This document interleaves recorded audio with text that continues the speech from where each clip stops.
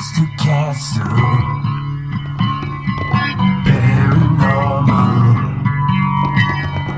radio hound,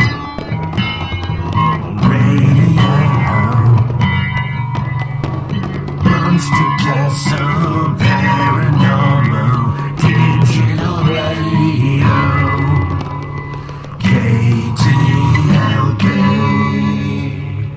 Yeah, the Fringe FM.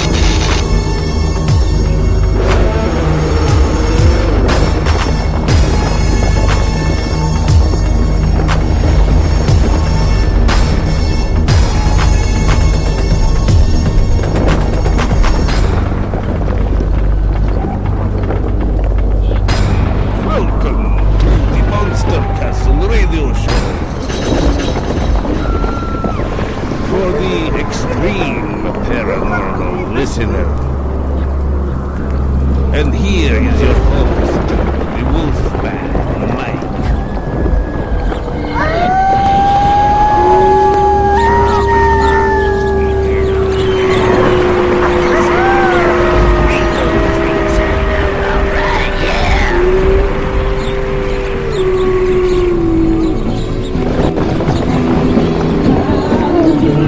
Let's get some rock and roll, baby, yeah!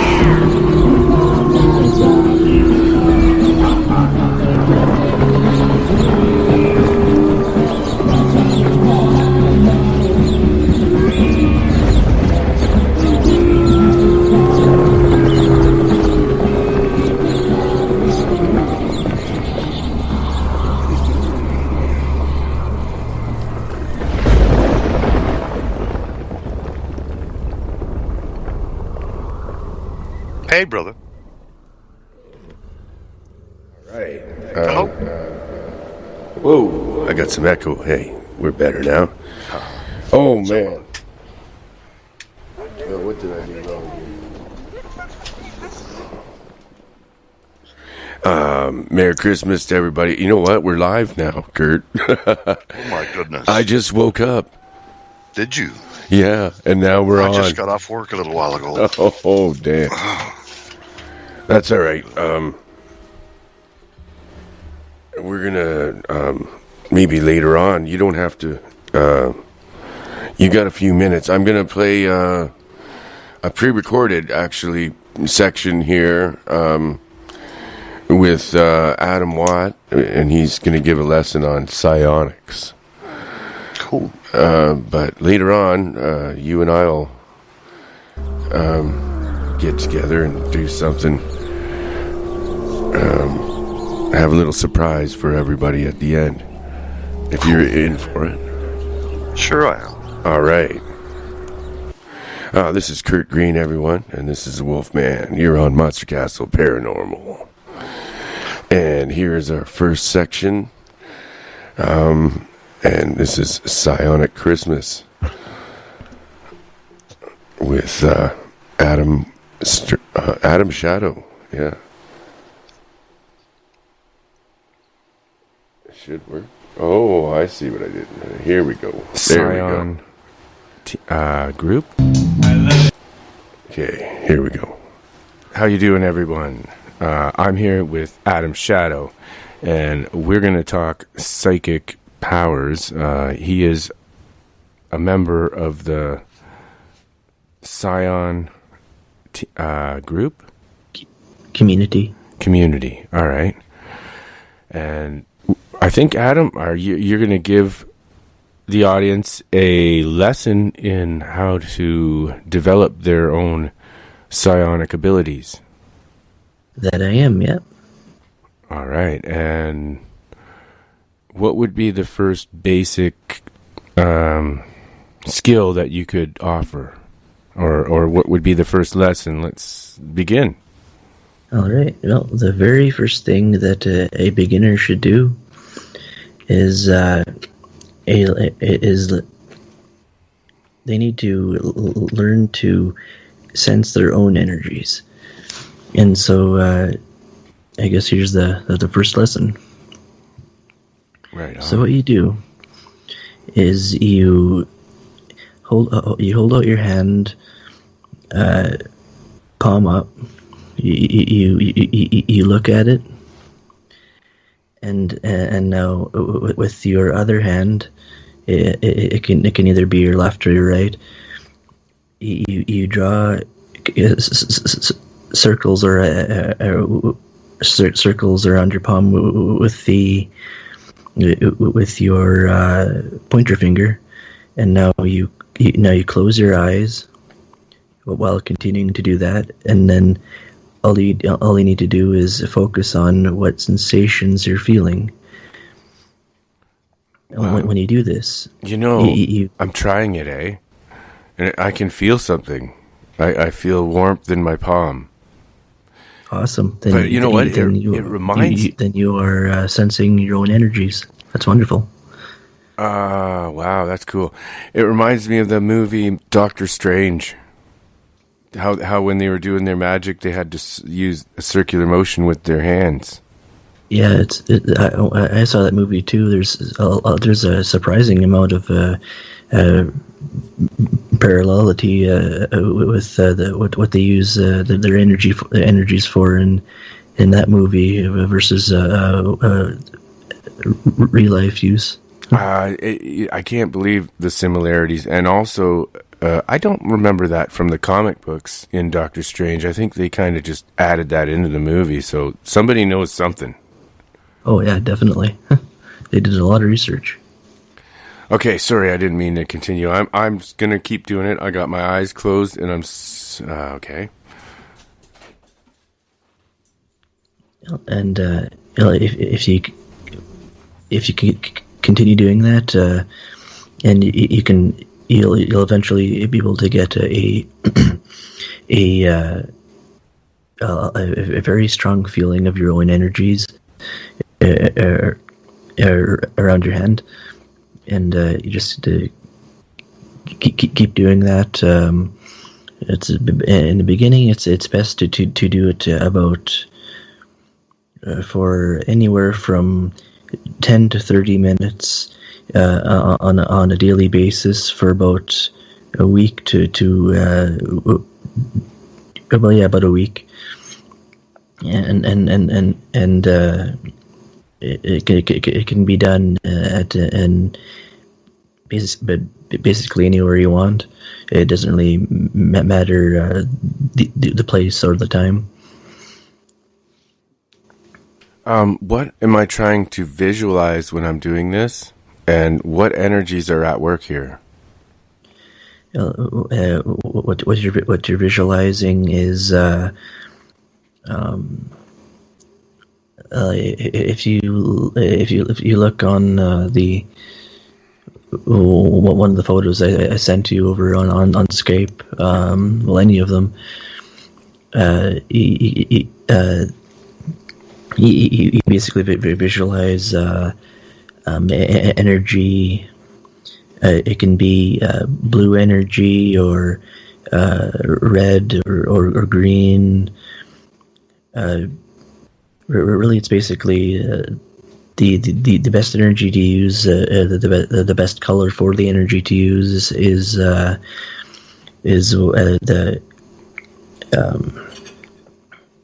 it really depends on the person. It really depends on one's own energy system.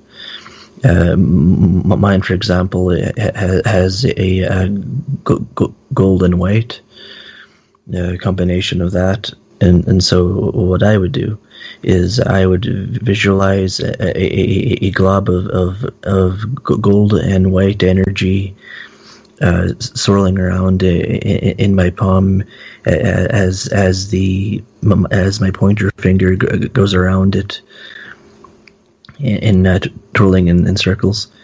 But other people can use blue energy as a blue colored energy, as that is a little more common. That's you wild. Can also, Far out. Really, So- just a thing of trial and error. Like, you just use the color of energy that works best for you.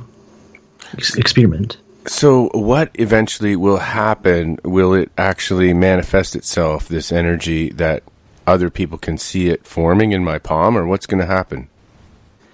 Well, at first, when you're a beginner to a novice, the energy, although you can definitely feel it, it's not in the visual spectrum yet.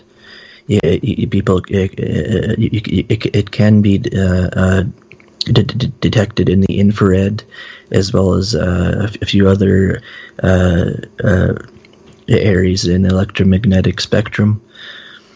Though eventually, when you get advanced enough in energy manipulation, you can do what's called flaring. And basically what that is that you're condensing the energy to such a degree that the energy actually emits photons, and of course you can see these photons. And so when you're building your construct, which is an energy an object that's made out of your energies. If you program it to look, for example, red, and when you're flaring it, it will literally be a red energy ball right in your hand. Yeah, if you're doing an energy ball and a SI ball, that is. That is incredible. That'd be some party trick, eh, guys? Oh yeah. Wow. And gals, anyone listening, that would be some party trick for Christmas, eh? Oh yeah. Look, I'm going to put the balls on the tree. Yeah, exactly. Except when you leave the room, they disappear. Well, no, not necessarily, actually. No, you can make them stay there? Oh yes. my God. It really depends on well, if you can flare it, if you can if you can flare the energy balls, you'd definitely be advanced enough to be able to do what's called shelling. And basically, what this is that you're hardening the outer the outer edge of this eyeball. It is so that it stays its shape, and with all constructs, not just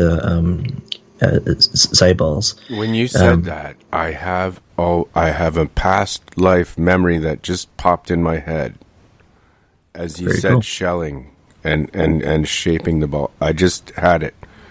I can almost taste it. Awesome. I think everyone's been able to do this before.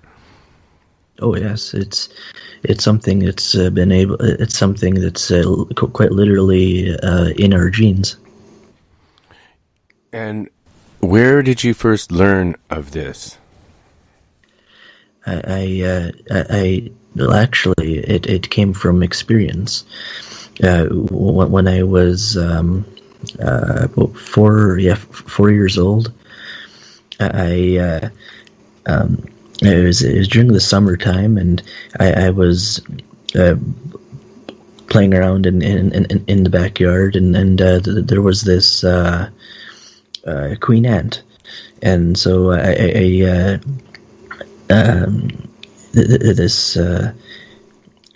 this thought just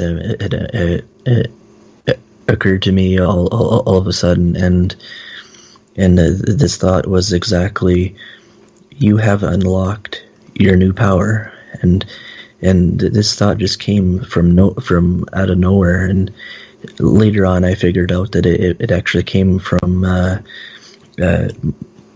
my soul, actually, reminding me of my abilities, and so what I did was I focused on this ant, and I could actually feel its life, its life energy. I could feel it moving around. I could feel it. Could you sense? You could sense its intelligence. It was very. There was a very distinct animal intelligence. It was actually a lot like robotics. Actually, it was nothing like a human consciousness. That's what I would have guessed. So, wow, that's pretty believable to me. I don't know about some of the skeptic people in the audience, but it sounds pretty damn believable to me. Yeah. And then after I sensed its energy, I then had another thought that came to me. What would it feel like if I were to squash it? And so of course I squashed it. Oh man! Wait a minute. Here I'll put a sound effect for that. Yeah, and to my surprise, its energy remained, its life energy remained for roughly 15 to 20 seconds afterwards. It was still alive, but I felt its energy slowing down, and to the point where its energy actually left, and that's of course when it's the soul that resides in its ant shell it comes out, as well as its own, as well as the ant's remaining amounts of its own energies, and then. And after that experience, I began training myself on a daily basis on my perception skills, my ability to psychically sense the environment, people, animals, anything that I could get my my metaphysical hands on. So, how long did it take you to develop your full abilities after that point? It took about, I'd say about anywhere from 7 to 10 years to really get a handle on my abilities. And do you consider yourself what level would you consider yourself at now? On most abilities, I would say I'm at either I'd be either advanced to master, and in the psionics spectrum of abilities, I guess. Yeah. So that means you could come over and decorate my Christmas tree with psionic balls? Yeah, I could I could probably do that. Yeah. Oh, cool, man. Okay. Well, it's a long train trip, but get yourself ready to get over here, man. Yeah. Come on over. I'll feed you the turkey dinner. You got to put the psionic balls on the tree.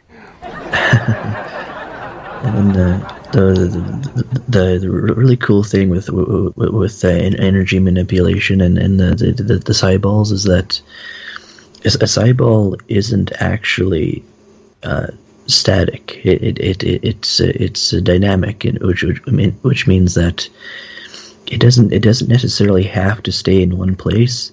It can actually move itself through space and time, actually, and so I could actually make a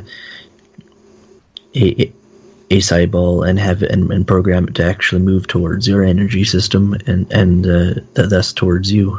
Oh my God! So that could be some of the things that I've seen, other people have seen. It could be just these psi-balls that people have created, and they're still floating around, like out in the woods exactly or somewhere. What it is too. Wow. Yeah, the people around the world that which by the way number in the millions, that is for scions. We tend to be a bit wasteful with our psi-balls and other constructs at times. And possibly have a sense of humor about it. Oh yeah, definitely. Okay. Though at the same time, there are a number of us scions that have less than good intentions with their constructs, unfortunately. And I actually know this from personal experience, as I had a psi-ball actually drain me of some of my energy. Wow. How did that feel? It made me feel really, really tired. I had a headache. I had some unusual sweating going on, and it's actually a really unique type of dizziness that happens. It's I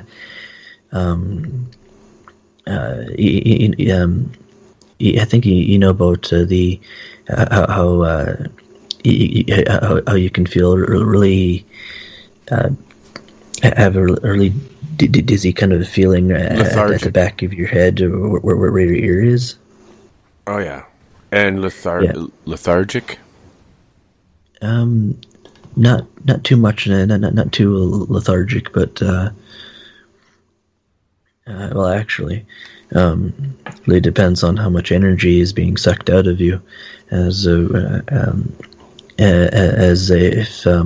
if you expel too much energy, or if energy is drained from you, you can actually be blackout, which has happened one time early on when I was practicing my telekinesis. I expelled too much energy and I blacked out. Oh my God! Is there certain locations where that add to your energy, or that everything works better? Not really. No.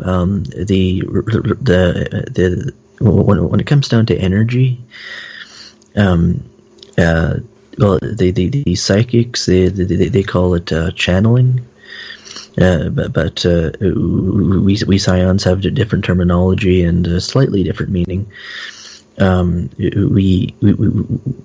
We gather energy from things such as the sun itself, or the moon, or other people, or our own planet, elementals such as water, fire, a few other ones, and basically meaning that we can actually take energy from the environment, from space, and use it to augment and or use its energy for our own uses, such as cyballs.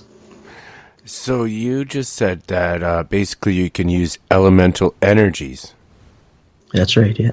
So that is very druidic, if I'm not mistaken. Isn't that what the ancient druids did? They manipulated elemental energies? Yeah, it's some of the stuff for the druids' ideas, as well as some of the some of the ideas from psychics, as well as a little bit from Wiccan, have kind of mixed themselves into psionics as it is now. Oh, wow, that's incredible. Did you have a mentor that helped you with your sort of initiation, I guess you would call it, into this? Not exactly, no. When I was drawn to the internet to further my psionic training, that's actually when I first found out about psionics and psions, and the very first and what was the best psion community website was www.scipog.com. Scipog was an acronym that meant Psychic Students in Pursuit of Guidance, and that site allowed me to learn quite a lot, actually. There wasn't a direct mentor. It was various articles as well as other psions. Oh, wow. And later on, I moved to a couple other websites. And actually, it's kind of funny. A lot of the psions from Scipog actually relocated with me to another psionics website that was called Psionics Online, and that had a huge amount of information and experience and a lot of members, and now a lot of those members, as well as a lot of the information is now on www.psionnation.com. I think that's what it's called. Or is it community.unity. Yeah, you can Google Zion Nation and it'll the website will pop up. And anyway, yeah.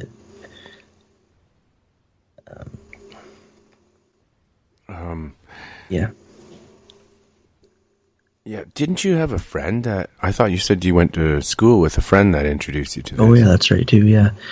When I was in when I was still in school, I had a friend. I think his name was Mitch. He came up to me one day and asked me if I wanted to see him perform telekinesis, and so I did end up seeing him doing telekinesis, and which ended up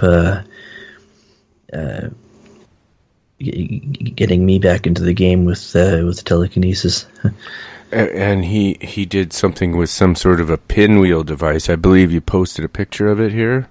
I'm gonna post that on hashtag 47talk, and some of these other pictures here I'm gonna post too.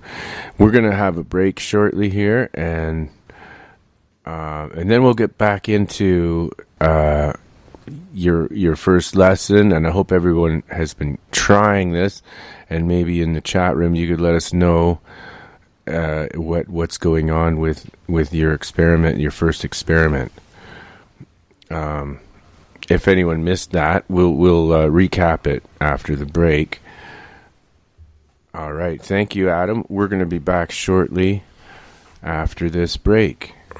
Alrighty. Thanks, everybody. Alrighty. Oh, we're gonna do Christmas songs, Adam, and anyone in the chat room that wants to request a certain Christmas song, go ahead. Ignore that man.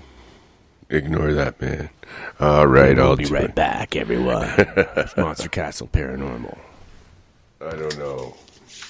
Kurt, are you there with me right now? We're at our first break. I'm not sure if you're there. Wow. Okay. Kurt is here, and yes, he is going to, I believe, read us "'Twas the Night Before Christmas," which is actually has a different an account of. It actually has a different name to it. And Wolfman, Let's see what this is. are you there? As soon as shit comes around, you get a fucking slap. Anybody? If he's not fucking Menace reindeer, all the children know your lies. You're in disguise. You eat mince pies, you bearded twat, you're covered in flies. Stop off Santa. Yeah, you're fucking act together. Okay, so what are we doing tonight, George? Well, we're here in the... Oh my lord, it was making a lot of noise. Room service, Mr. George. So I kicked them in the bar like, whoa, broke up all his toys. In Chatham to see this slightly un-PC act. This is definitely not what I wanted to play. Sorry about that. We'll find it. That was supposed to be "Fuck Off Santa," but we didn't want to tell Santa to fuck off. Anyway, are you? Oh, Kurt, you're there. Yes, I am. Right on. Do you want to do this now or later? I'd rather Just get it. I'd rather do it right now. Get it over with while I have my nerve up. Okay, sir. You're welcome to do it right now. Then. All right, here we go.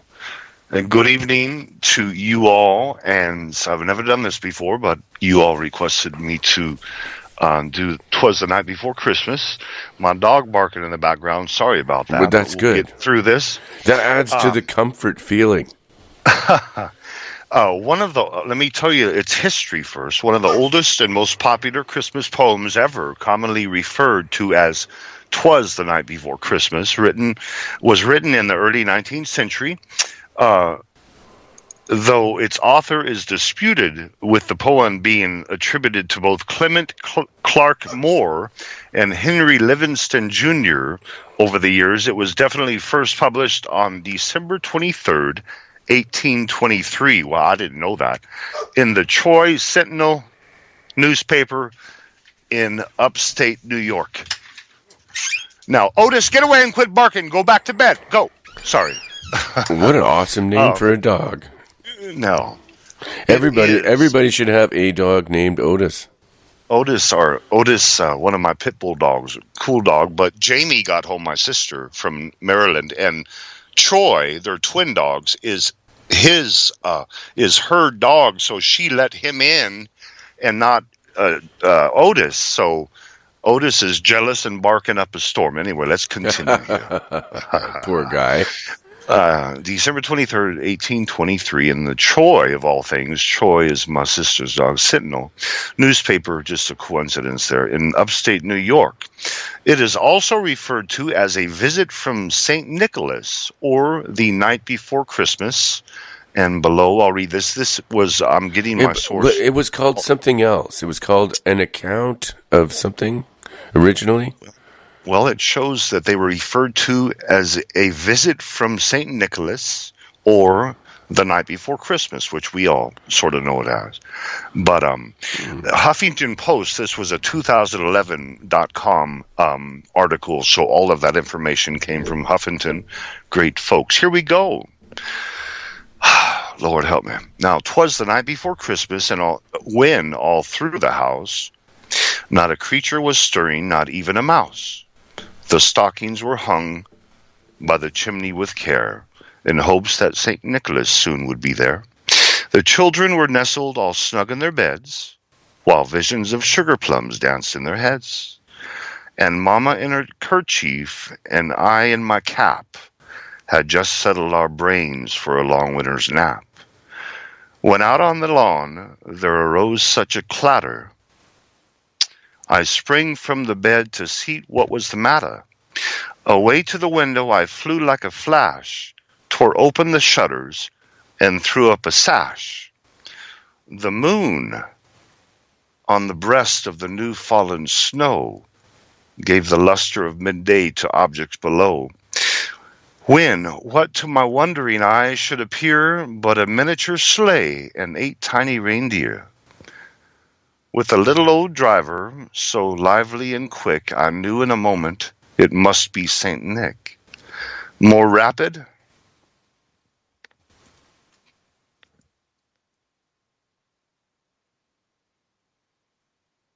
One moment, please. Oh, okay.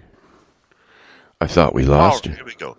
More rapid than eagles, his coursers they came, and he whistled and shouted and called them by name. Now Dasher and Dancer, Prancer and Vixen, on Comet and Cupid and Donner and Blixen. To the top of the porch, to the top of the wall. Now dash away, dash away, dash away all, as dry leaves before the wild hurricane fly. When they meet with an obstacle, mount to the sky. So up to the housetop, the coursers they flew, with the sleigh full of toys, and St. Nicholas too. And then in a twinkling, I heard on the roof the prancing and pawing of each little hoof, as I drew in my head and was turning around. Down the chimney St. Nicholas came with a bound. He was dressed as in fur from his head to his foot, and his clothes were all tarnished with ashes and soot. A bundle of toys was flung on his back, and he looked like a peddler just opening his pack. His eyes, how they twinkled, his dimples how merry. His cheeks were like roses, his nose was like a cherry. All right, and his droll little mouth was drawn up like a bow, and his beard of his chin was as white as snow. Bow was drawn up like a bow, and his beard of his chin was as white as snow. The stump of a pipe he held tight in his teeth, and the smoke had encircled his head like a wreath. He had a broad face and a little round belly that shook when he laughed like a bowl of jelly. He was chubby and plump, a right jolly old elf, and I laughed when I saw him in spite of myself. A wink of his eye and a twist of his head soon gave me to know I had nothing to dread.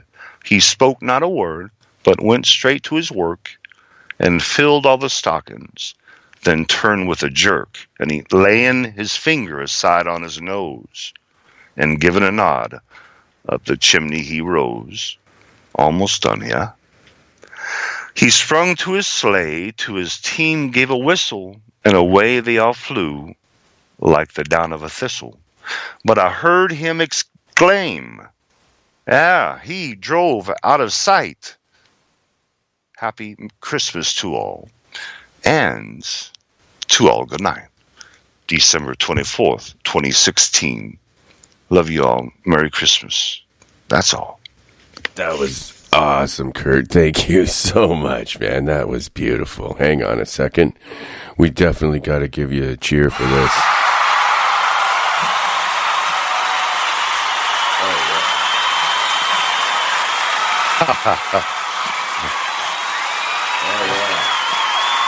Oh, yeah. Kurt Green, everybody. Kurt Green. So when he turned with the jerk, I wonder who the jerk was. He had someone with him, I guess. Nah. He jerked his head. I'm joking. Come on. I know you were. He turned with a jerk. I said, who was with him? Like he was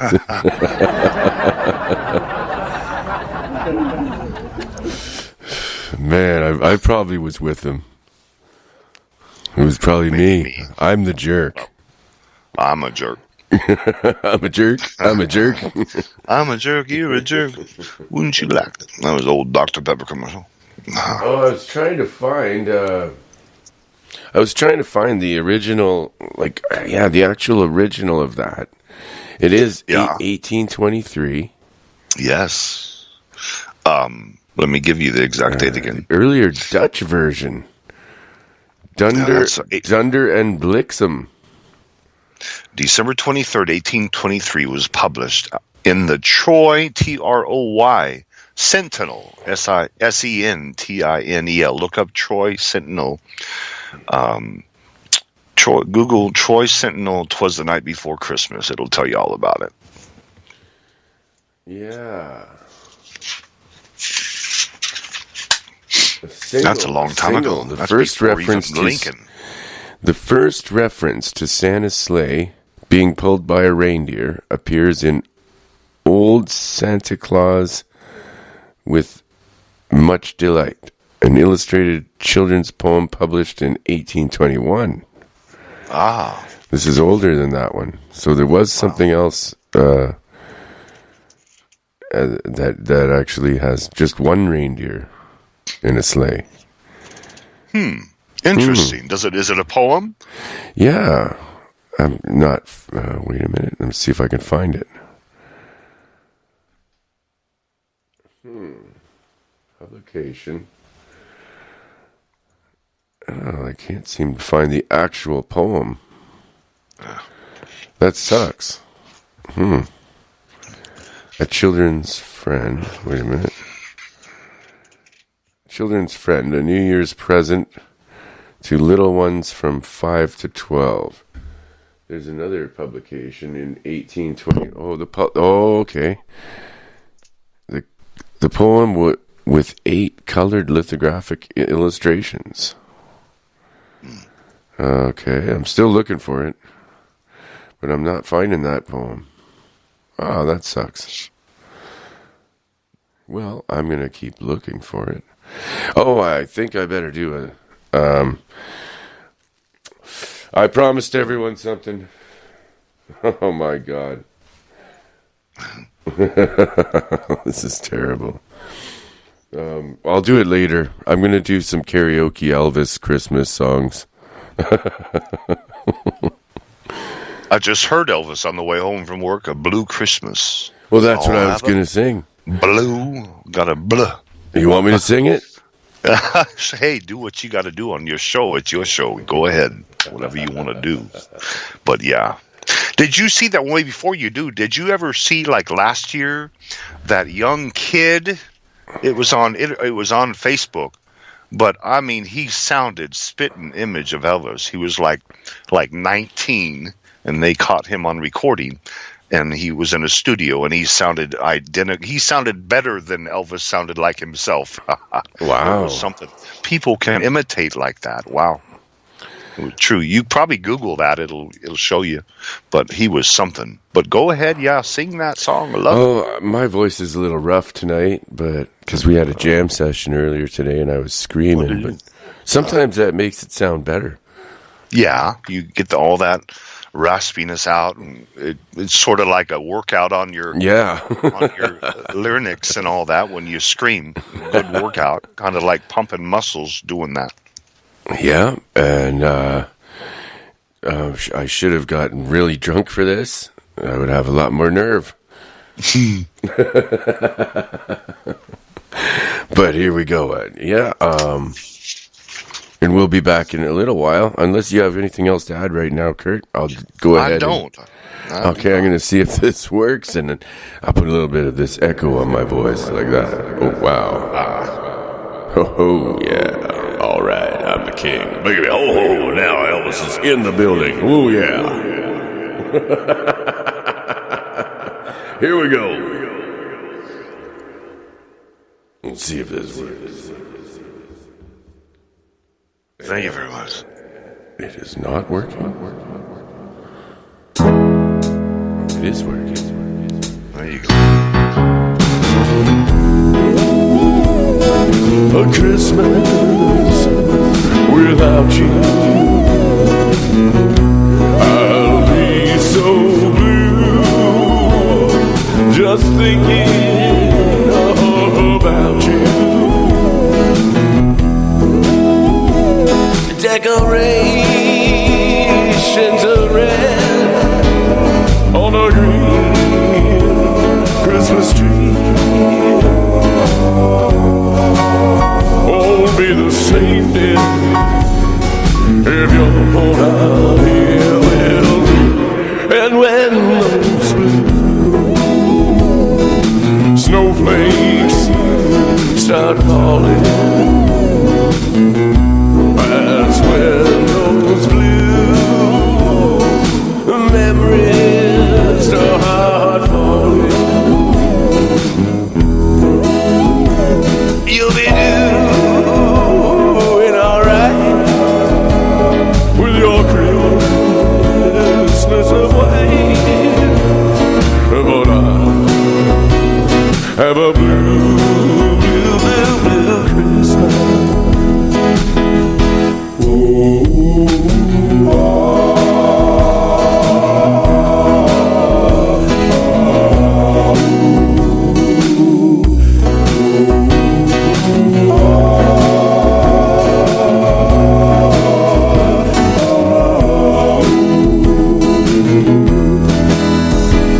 You'll be doing alright with your Christmas of white. Oh, but I have a blue, blue, blue, blue Christmas.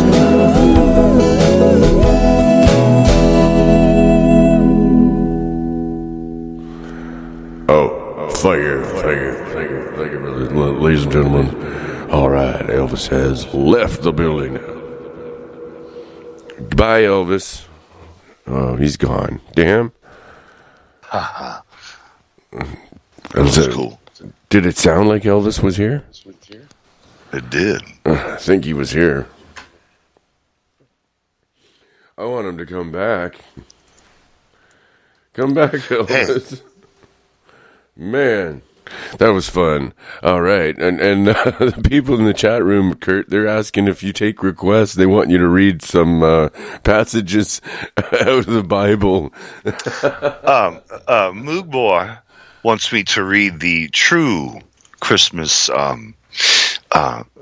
scripture about my Lord. Oh, wow. Yeah, that'd be cool. Instead of Santa Claus and all that. We have all that fun, but there's a truer. I'll do it. I have it up right now. You want me to do it? Go ahead. You're welcome to. Luke chapter 2. Now, here I may just bawl like a baby, but I'll stop myself. Come on, ball up, Kurt. Luke chapter 2, 1 through 14, King James Version for Moog Boy and the rest of you. Lord Jesus Christ, my King, personal Savior, sure is, not afraid to say. All right, here we go. No snorting. Notice. All right. And it came to pass in those days that there went out a decree from Caesar Augustus that all the world should be taxed. Wow. And this taxing was first made when all these names. Cernilius was the governor of Syria. I have to plus this and get it bigger. I'm sorry. Okay, there we go. I'm sorry. And it came to pass in those days that there went out a decree from Caesar Augustus that all the world should be taxed. And in parentheses, and this taxing was first made when Cernilius was governor of Syria. And all went to be taxed, every one into his city, his own city. And Joseph also went up from Galilee out of the city of Nazareth into Judea unto the city of David, which was called Bethlehem, in parentheses, because he was of the house and lineage of David, to be taxed with Mary, his espoused wife, being great with child. And so it was that while they were there, the days were accomplished that she should be delivered. And she brought forth her firstborn son, and wrapped him in swaddling clothes, and laid him in a manger, because there was no room for them in the inn. And there were in the same country shepherds abiding in the field, keeping watch over their flock by night.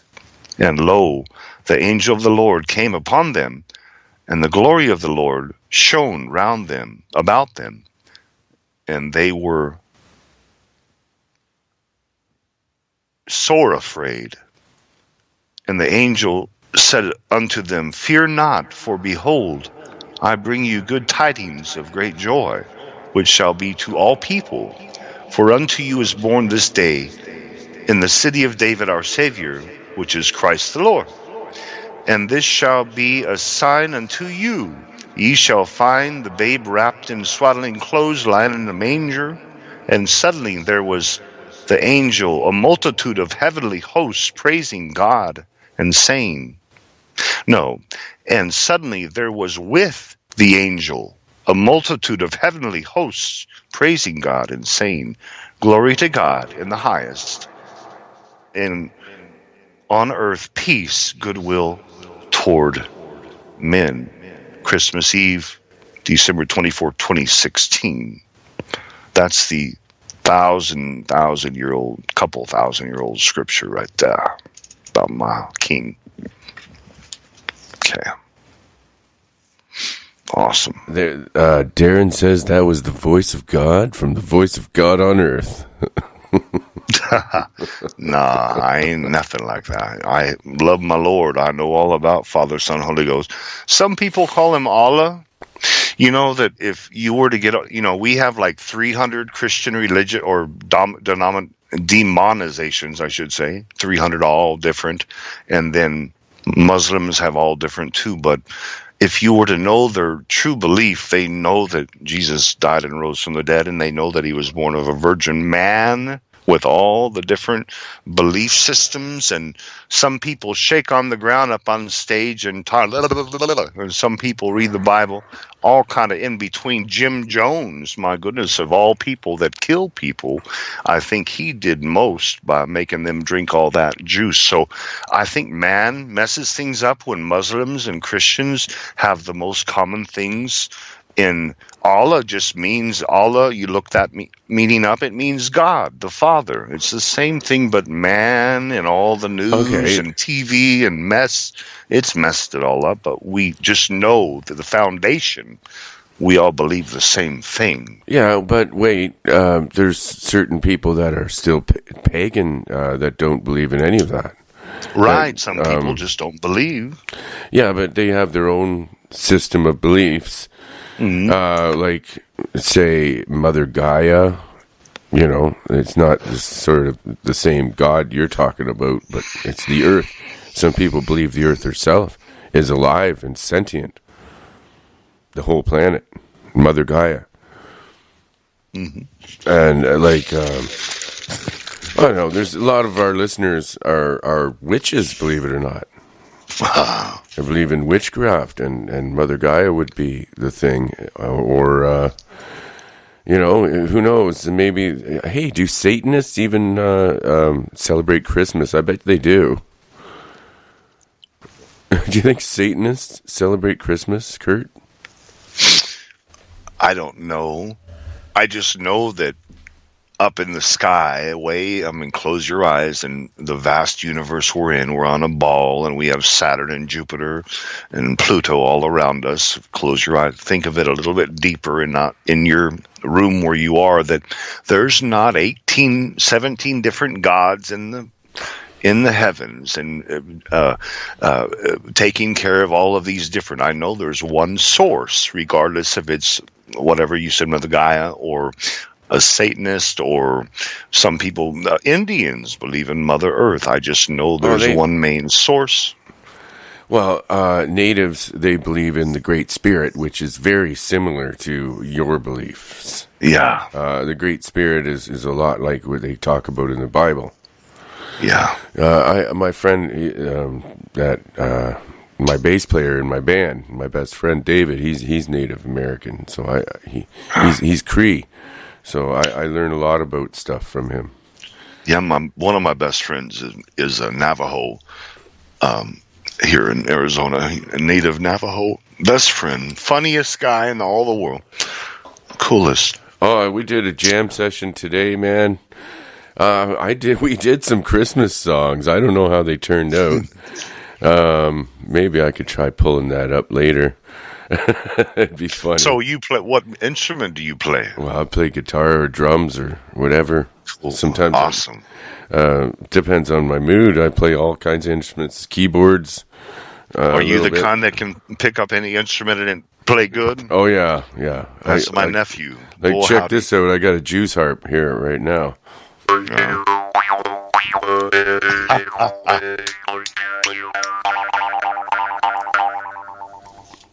That's awesome. If you jump up and down, I can do the sound effects. Stop jumping now. Okay. I play saxophone and piano or keyboard. Yeah. Wow. I'm not great on the keyboards, but I can just, if I'll use it for like effects. Like, yeah. My mother forced me piano lessons as a child. I hated them, but now I'm glad. Oh, I found the poem, by the way, the original poem. Oh, did you? Here, and this is it. This is the very first one that references Santa Claus, and it says, "Old Santa Claus, with much delight, his reindeer drives this frosty night, o'er chimney tops and tracks of snow, to bring his yearly gifts to you. The steady friend of virtuous youth, the friend of duty and of truth. Each Christmas Eve he joys to come, where peace and love have made their home. Through many houses he has been, and various beds and stockings seen, some white as snow and neatly mended, others seemed for pigs intended. Wow. To some I gave a pretty doll, to some a peg top or a ball. No crackers, cannons, squibs, or rockets to blow their eyes up or their pockets." Where they? Wow, this is wild, eh? That must have been during the war. Oh, wow. There was war going on then. Yeah, it's 1821, I believe. Yeah. Okay, sure. There's more. Yeah. Where'er I found good girls and boys that hated quarrels, strife, and noise, I left an apple or a tart, a wooden gun or painted cart. No drums to stun their mother's ear, oh no. No swords to make their sisters fear, but pretty books to store their mind with knowledge of each various kind. But where I found the children naughty, in manners crude, in temper haughty, thankless to parents, liars, swearers, boxers, or cheats, or base tale bearers, I left a black birchen rod, such as the dread command of God. directs a parent's hand to use when virtue's path his sons refuse. So basically what they did... Is that it? Yeah, that's it. So they basically it says if you're bad, you're going to get whipped. Oh, that was sure the time, though, with all the reference to rockets and swords. That war was that between the Confederates and the British. The British and us. That was all. They burned down the White House and everything. Oh Sure yeah, did. Boy, howdy. That was all talking about. Fucking Canadians. I'm sorry. That was probably those fucking Canadians. Well, I'd rather live there right now with what's the situation going on in this country. My Lord, it just feels dark cloud with that monster that won. Oh, I don't know. It could have been worse. The other one could have won. They're both monsters. I just wish the Lord come back down in the clouds now. Maybe this Christmas it'll happen.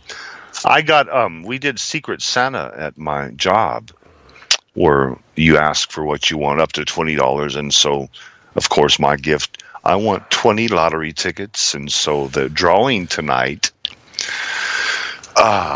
hopefully those 20 lottery tickets, I'll take them in tomorrow and have hit something, maybe.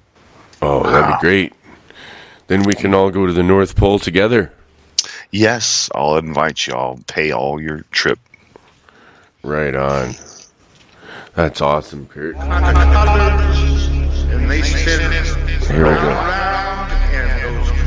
Kurt Green, everyone. He is going to win the lottery tomorrow. wheels all giant. I saw wheels in the sky. Do you like that? Isn't that cool? Oh, man. Darren's friend, Lauren. I'm humbled that you guys did that. I was all sloshed last night and heard that. Why did you do that for me? That's so cool. You're so cool. Whoever did that is just awesome. That's Great. Darren and Lauren. Yeah. My goodness. Lordy. Lordy. Yeah. That's so cool. So Cool people. I would never know how to all of that electronic stuff and doing. I'm an '80s boy, so I kind of.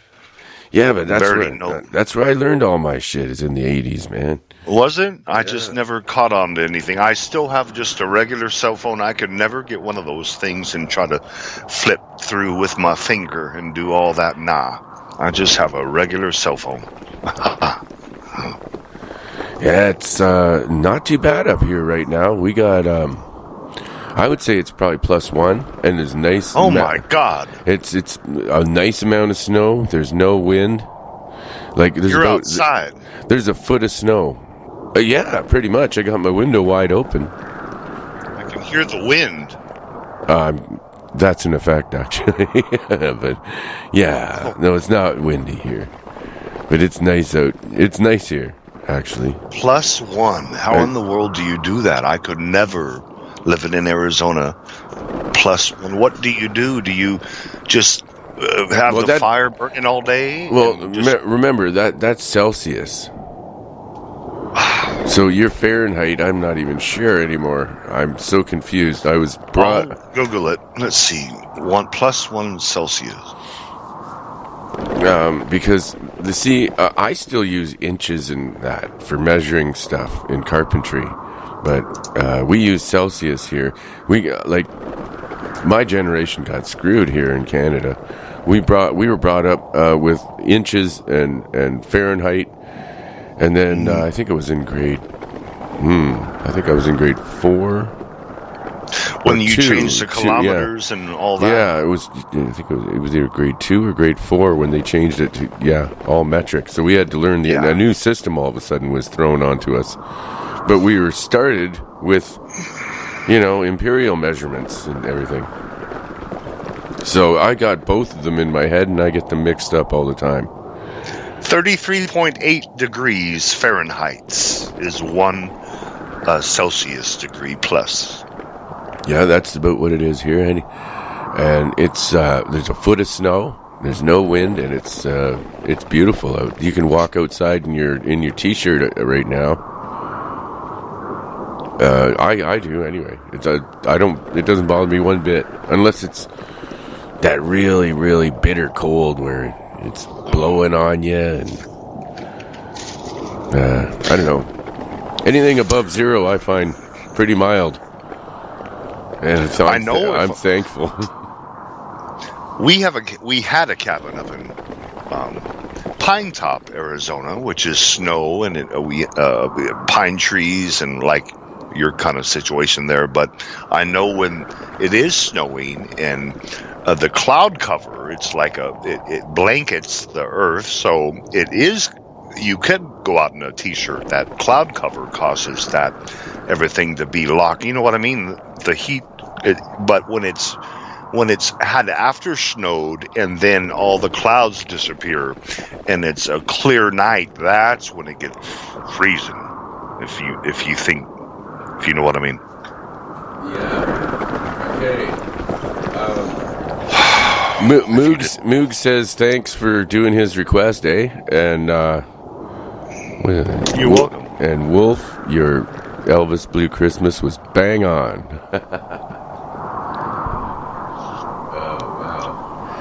That's right. Darren says that he can retire and Kurt can take over the show. Nah. He says you're a great guest. Thank you. Well, I knew you would be. I knew that, especially for Christmas. Well, nothing better than Christmas. With your friends, right? And this is a family. Yeah, well, friends. I consider you my family, Kurt, because you're part of #DM Talk. We go way back. And we are family. I never knew. Yeah, Wolfman, you always were liking anything when I ever got. That was so cool of you, and to finally get to meet you. Cool. Yeah, man. Yeah. I just don't like when I get too sloshy and I get on and say something stupid or cry or something stupid. I do that. That's just me. Sorry. Oh, man, that's okay. Everybody does that once in a while. I do it, too. You know what? I just turned my mic down. No one hears me do that. You know? Yeah. I don't want people to hear me doing that. But I like it when someone is that open. Anyway, let's put on a cool song to cheer everybody up. I'm gonna put Bob Noxious. This is The Police, Nab My Dad, and it's so funny because it sounds like that Feliz Navidad song, but he's saying The Police Nab My Dad because he's wasted on eggnog. It's really funny. This is a great song, man. You gotta hear it. This is funny as hell. I hope it works. And take one. Action. Yeah, here we go, everybody. Merry Christmas.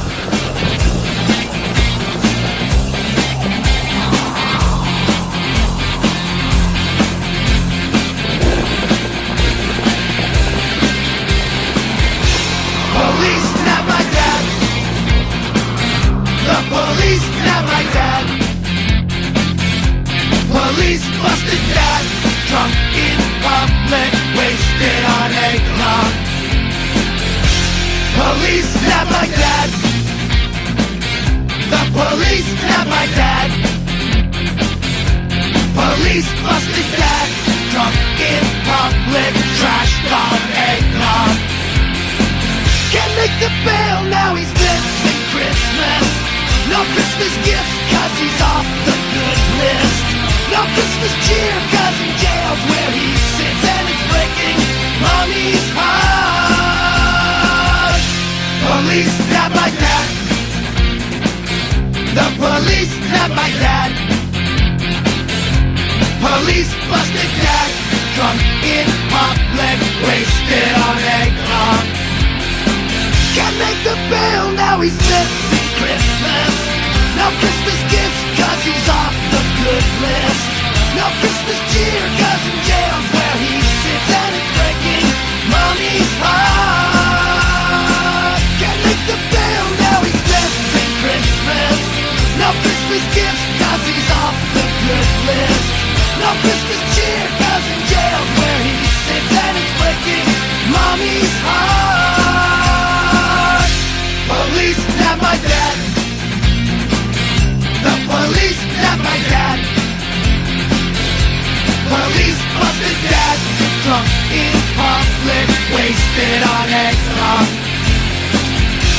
Police nabbed my dad. The police nabbed my dad.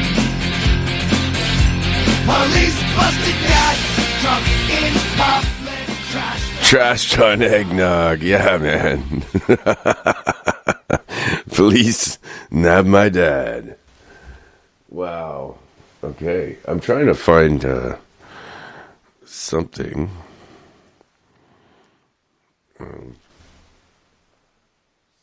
That's a cool one I posted. I don't know if you like it or not, but it's a cool. It's like the mall, just a mall, Canada or America, United States, and all these girls take over the mall. You might want to see that. It's on Pound 47 Talk. Okay. It's a T-Mobile of all things commercial, the phone, but they did a good job. It was from 2011. Now, You don't have to, though. You could review it. I'm just trying to pull up songs right now, so I can't go there right now. But I'm gonna. Okay. I don't Sure. even have all my computers turned on. Wow. This is that Feliz Navidad. I don't know if that's karaoke or not. The original Feliz Navidad, I believe. Oh, yes. Gene Autry.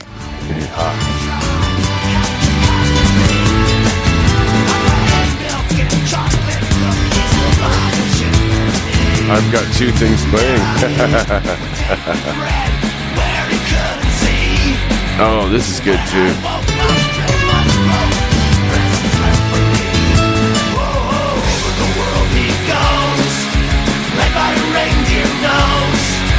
What's his secret? Is it magic? No one really knows. Oh, over the world he goes. Only the reindeer knows. Shouting out to everybody. Ho, ho, ho, ho, ho.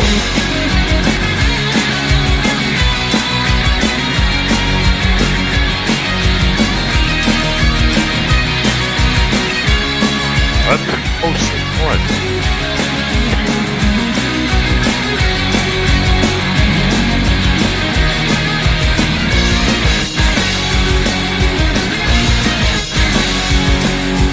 Then one year I woke to hear a rumble kind of noise. Jumped out of bed, shook my head, could not believe my eyes. Out in the night, a bright red light opened my window. Without a doubt, I heard him shout, ho, ho, ho, ho, over the world he goes, led by a reindeer nose. What's his secret? Is it magic? No one really knows. Whoa, over the world he goes, only the reindeer knows.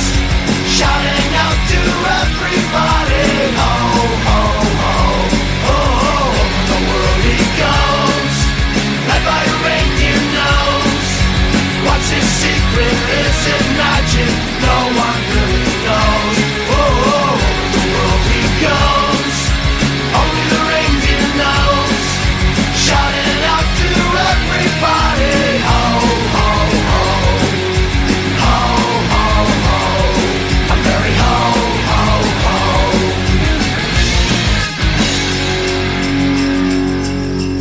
That sounded terrible. The tenor section was weak. Wasn't our fault, boss. Herbie didn't show up. What? Jeremy didn't. It wasn't our fault. Jeremy didn't show up. That was great. Wasn't that from? That was from. Where is that from? Oh, that's from the Rudolph the Red-Nosed Reindeer, isn't it? For sure. I've got a little clip from that here too. Yeah, somewhere. I believe. Great bouncing iceberg. Now, I'm sure it'll stop as soon as he grows up, Santa. Well, let's hope so if he wants to make the sleigh team someday. You see, little fellow, Every year I shine up my jingle bells for 8 lucky reindeer. Jingle, jingle, jingle, you will hear my sleigh bells ring. I am old Kris Kringle, I'm the king of jingling. Jingle, jingle, reindeer through the frosty. Oh, man, I'm not going to do that all over again. I think we heard that enough yesterday. I probably played it over and over and over. By the end of the night, I think I fell asleep at my mixing board on the second show. That was crazy. I didn't get evicted. No, Willie, I'm good. I'm still here. Yeah. Wow. Yeah, man. Okay. Let's hear another one of these sections from. What are we going to do next? I got to get this going here. Got to pull up a section from Adam. Open. All right. Here we go. This is the next section. Actually, I think I want to play one more song first because these are just too good. This is awesome. Bob.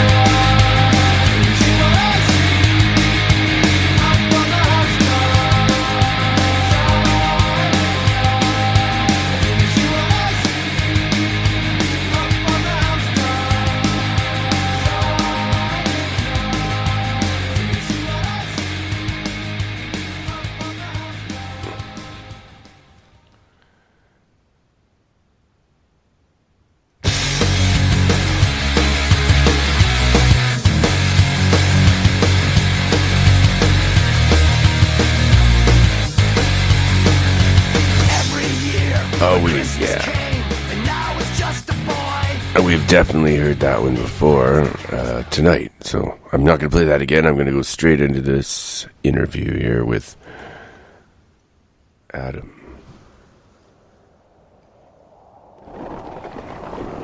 And we're back with Adam Shadow. Merry Christmas, everybody.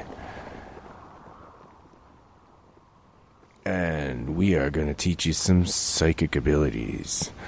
All right, so the first part of the test, the first lesson was holding your palm out, closing your eyes, and swirling your other finger, index finger from your other hand over top of your palm, and visualizing some sort of energy, right, appearing in your palm. That's right, yeah. And you can use different colors depending on... Maybe it has something to do with your aura? It does, yeah. Your aura and your energy system in particular, yeah. So, can one person make different colors, or can you only make the colors that correspond with your aura?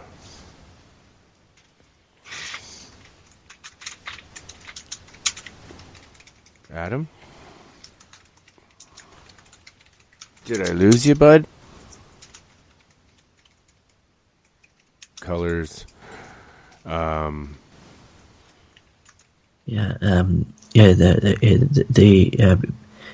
People can use any of the colors as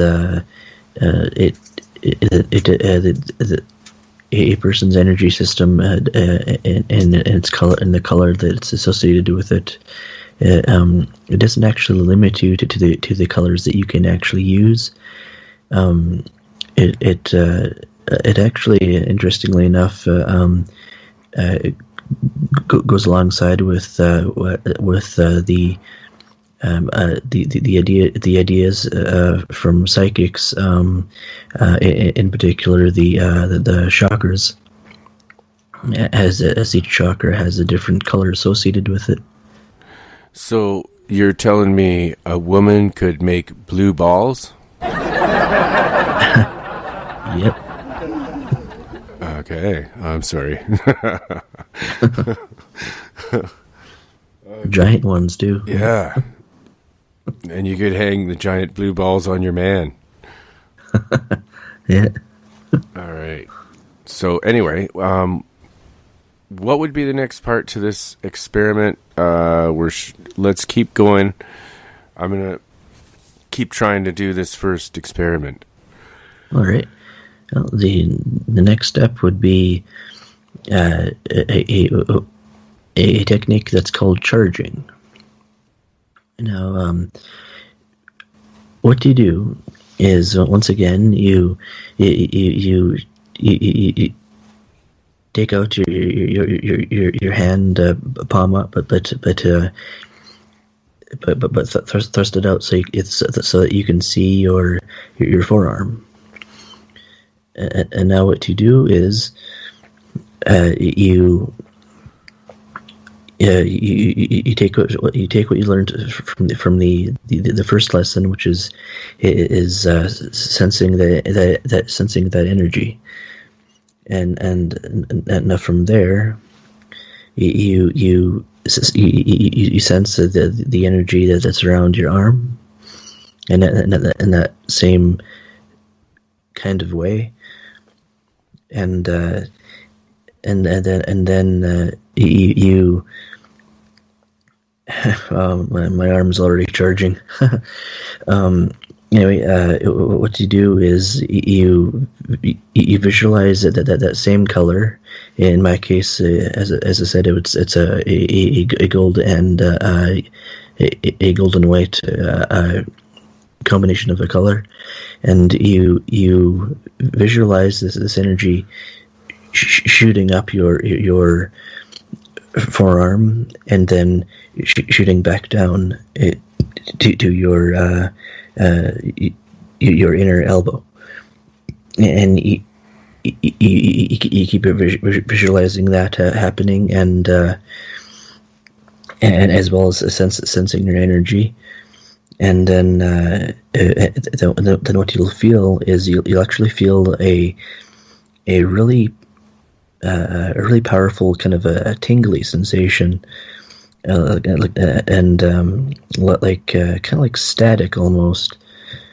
Though it can also present itself as like a warm feeling, like what you're feeling with your palm.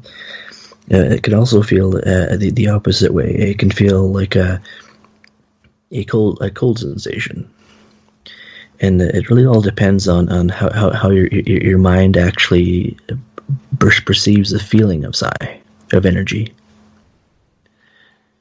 Interesting. And you just keep on with the visualization, and you'll feel that tingly sensation or the warmth of the cold sensation, and it'll build up and build up and build up in your arm, and it'll basically quite literally feel like charging, like what you'd think of a battery charging.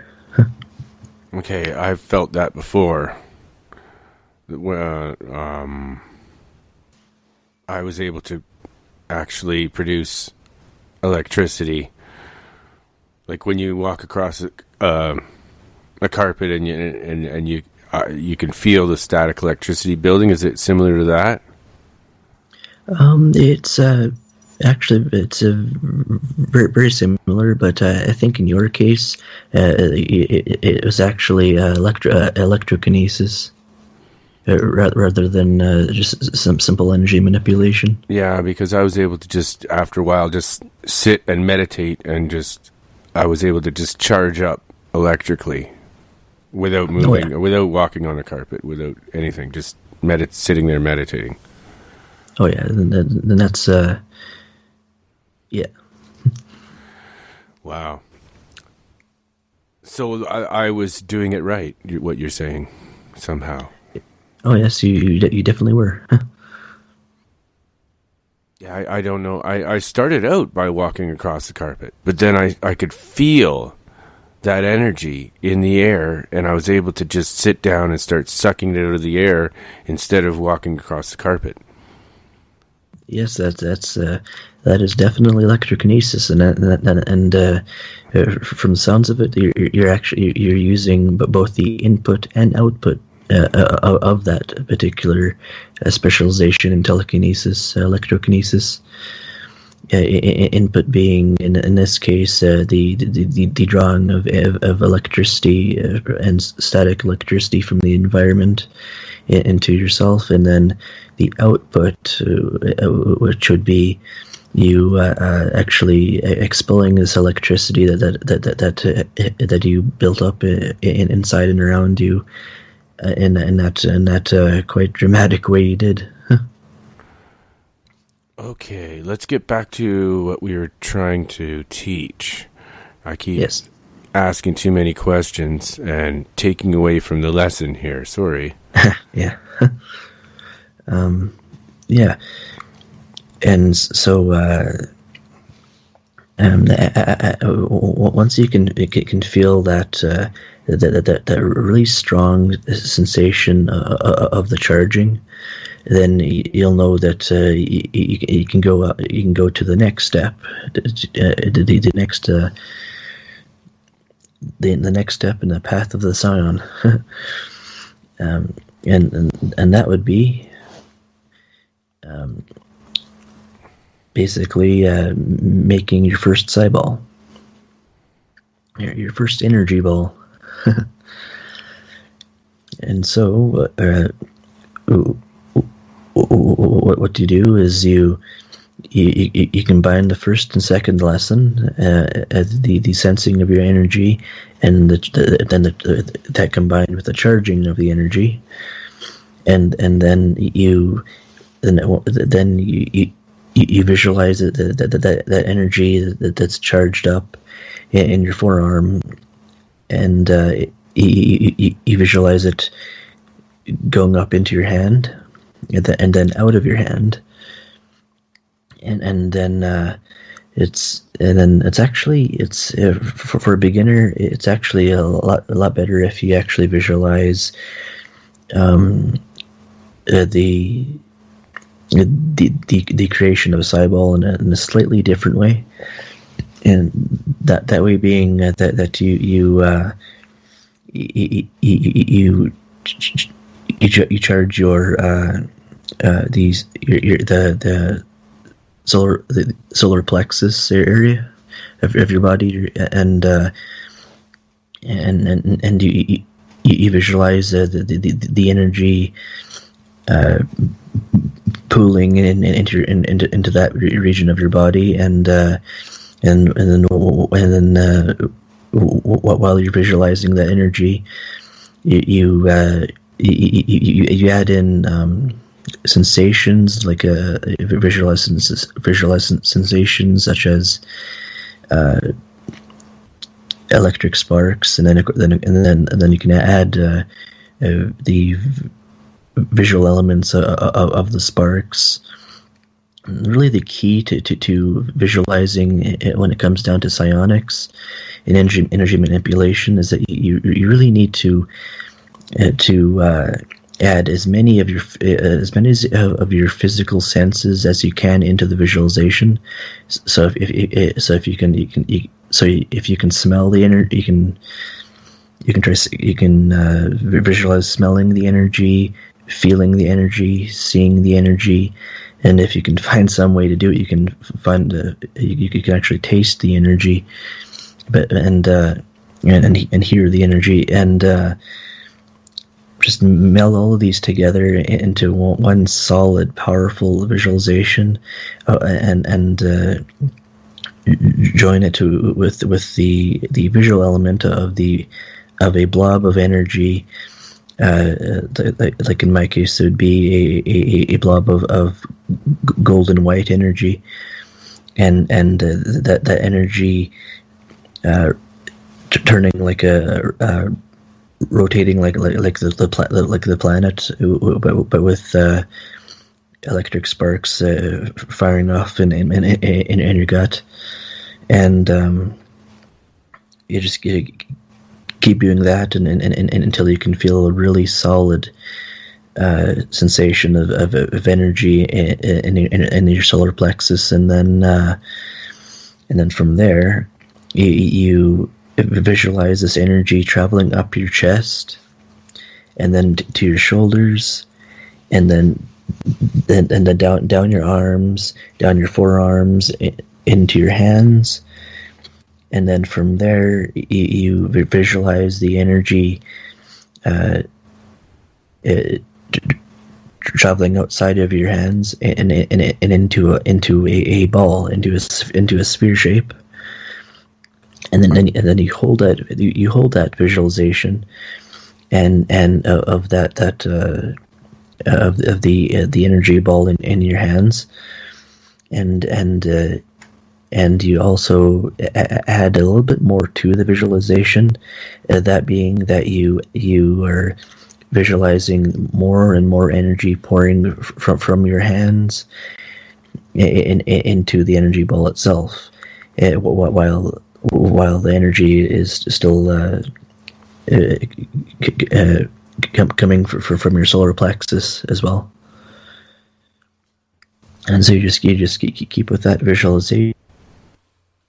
Uh-oh. Okay, sorry. Skype dropped on us again there. I don't know what happened. Do you remember where you were? Yeah, at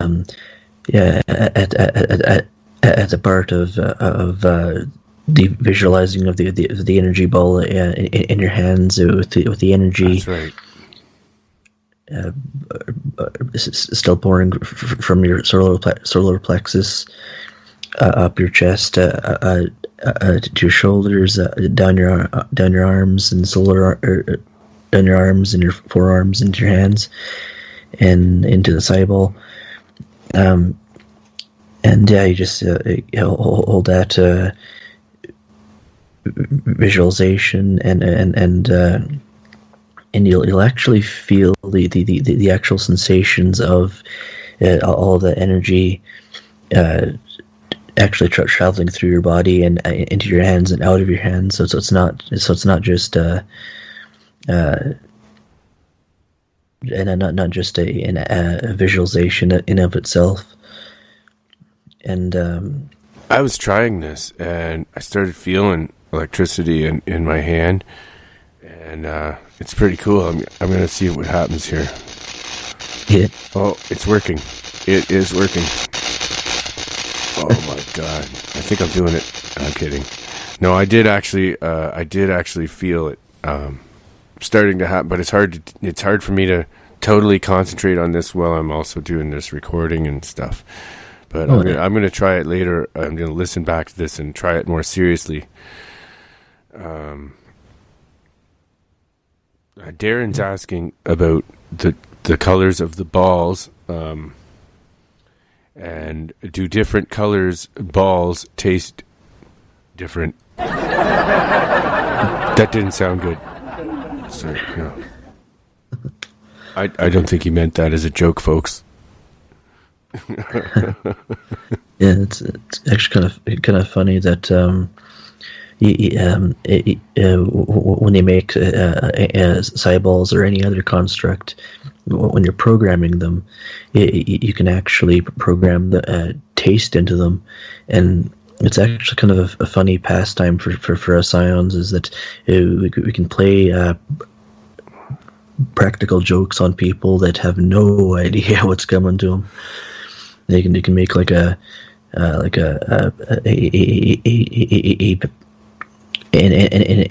energy kind of a pancake that tastes like burnt watermelon or something like that, and have it on top of someone's lasagna. Could you put pink elephants all around someone's bed that smell like popcorn? Yeah, you can certainly do that. Yeah. Wow. Oh my gosh, I gotta learn this. I'm gonna do it to my brother. Yeah. And one really cool thing about energy manipulation, once you get really advanced into it, is that you can actually make fully conscious and fully thinking constructs, like fully self-aware, and so that you're almost playing God, kind of, but in a way. So you can create light energy beings, basically, or photonic energy beings that are conscious. So you're giving birth to these creatures. Pretty much, yeah. Yeah, and actually, how do you know you're not opening some kind of portal and letting these, and they could be some dangerous creatures out? Well, the way the way you know that you're not doing that is that first of all, you'd actually have to be making a rather specialized type of a construct that actually drills a portal through different realities to another reality adjacent to this one. Can they become 3D material like us? These constructs somehow? Oh yes, yeah. It really depends on how extensive and detailed your visualization is, and as well as, of course, your ability to manipulate psionic energy. And so, for example, you can make say you have a black cat in your house, and you want to make kind of a duplicate of it, and so you take the image of your cat and all of the detail that you can possibly muster, and then and then from there you would program that psi, your energy into the exact shape of that cat, and that also includes the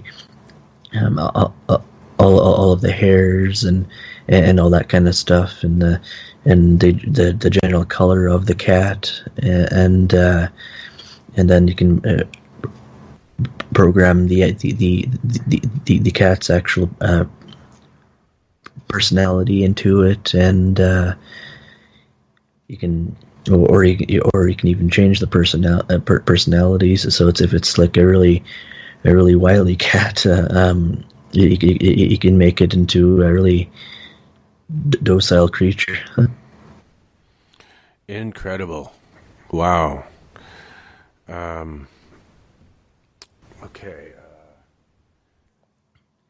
What if you had, like, numerous people all doing this together at the same time,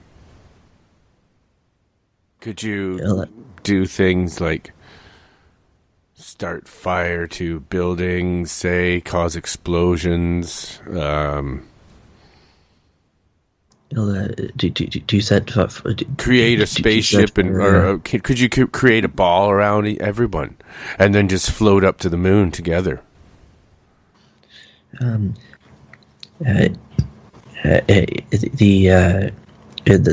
kind of thing is theoretically possible. It would involve an incredibly powerful, either an incredibly powerful scion or a group of incredibly powerful scions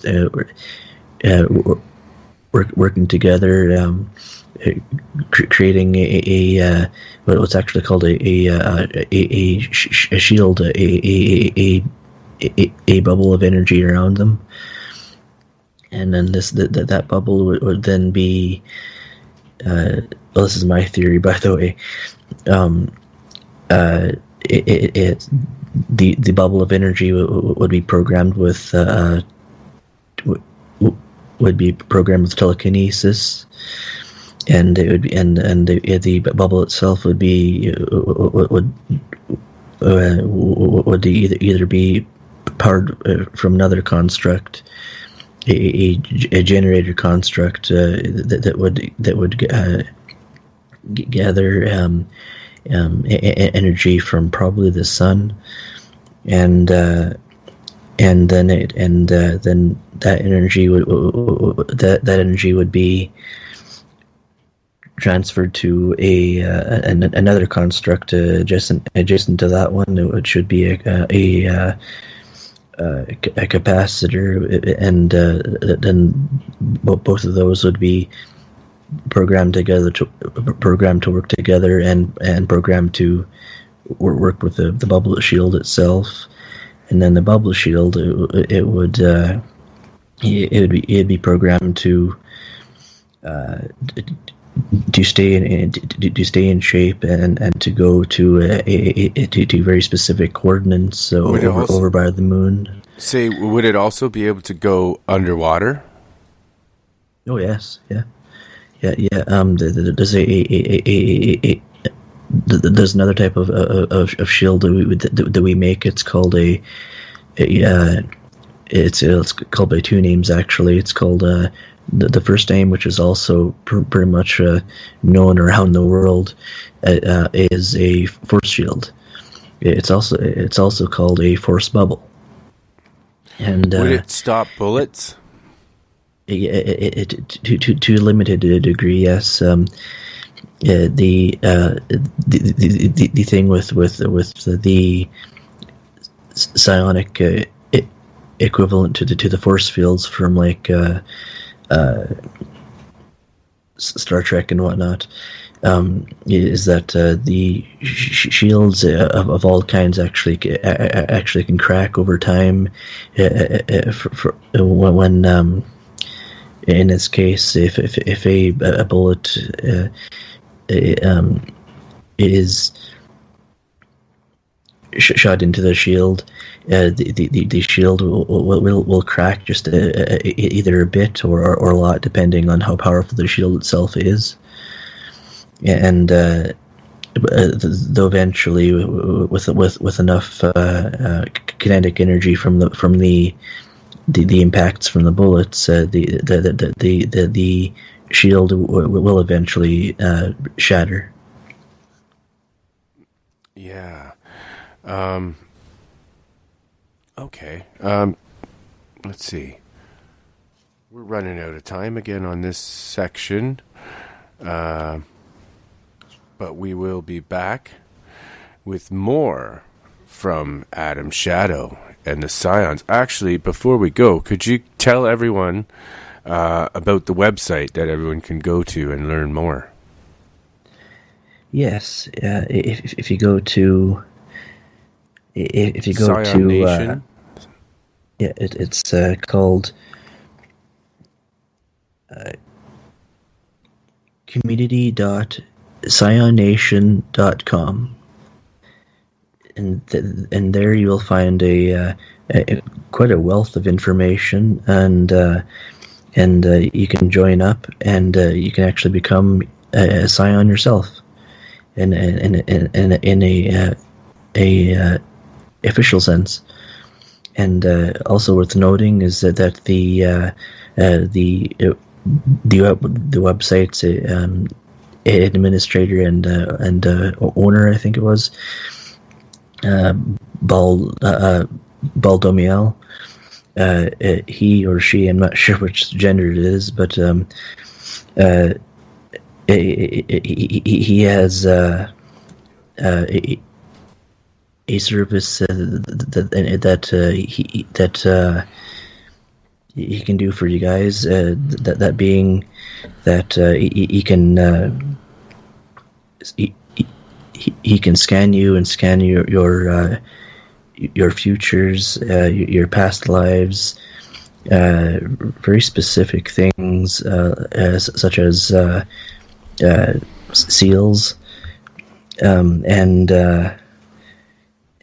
which are really ancient bits of energy that has to do with your soul, and quite a lot of different things, actually. So cool, man. All right. Yeah.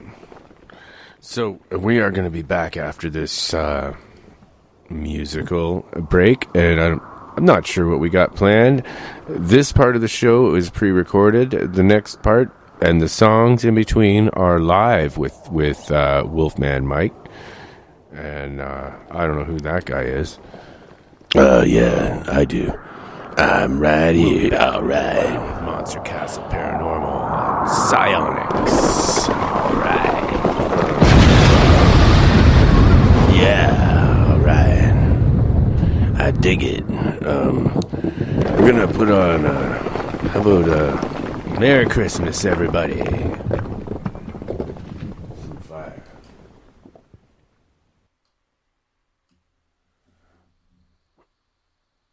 That should sound like a fire. There we go. We got the fireplace going. All right. Merry Christmas, everybody. We got the fireplace going. All right. What? Okay. Let's get this fireplace going. Come on, fire. There we go. It was getting cold in here for a second. Had to put the, that wind is started to pick up. Chilly night, yeah. So we had to put the fire on.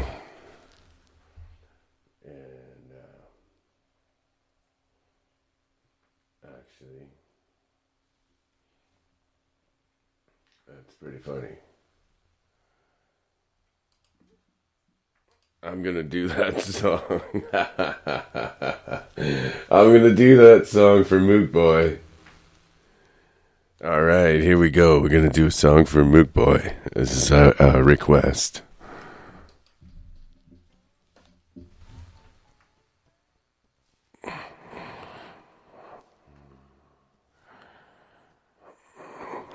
Melakaliki Maka is the thing to say on a bright Hawaiian Christmas day. That's the island greeting that we send to you from the land of palm trees sway. Here we know that Christmas will be green and bright, sunshine by day and all the stars at night. Melakaliki Maka is Hawaii's way to say Merry Christmas to you, yeah.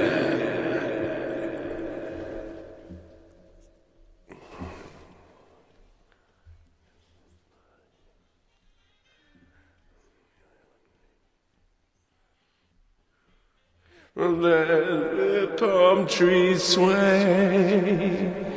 Here we know that Christmas will be green and bright. The sun shine by day and all the stars at night. Mele Kalikimaka is Hawaii's way to say Merry Christmas to you. Yeah.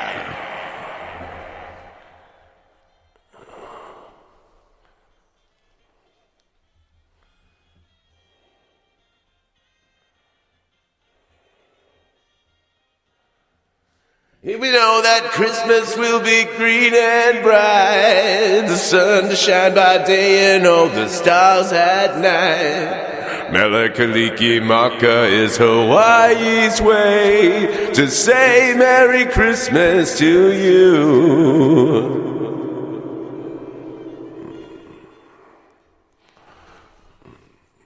Kimaka is the thing to say on a bright Christmas Day. It's the island greeting that we send to you from the land where palm trees sway. Here we know that Christmas will be green and bright, the stars to shine by day and all the moon at night. Mele Kalikimaka is Hawaii's way to say Merry Christmas to you. A very Merry Christmas to you. Yeah, all right. That was my first attempt at that one. There you go. Sorry, Moogs. Yeah. I don't know. Uh-oh. That didn't work. You guys didn't hear the music. Oh, no. You just heard me sing and I just realized it was on mute. Oh, my God. I'm going to have to do that over again. That must have really been strange. Oh, my God. All right, we'll do it over again. That's fine.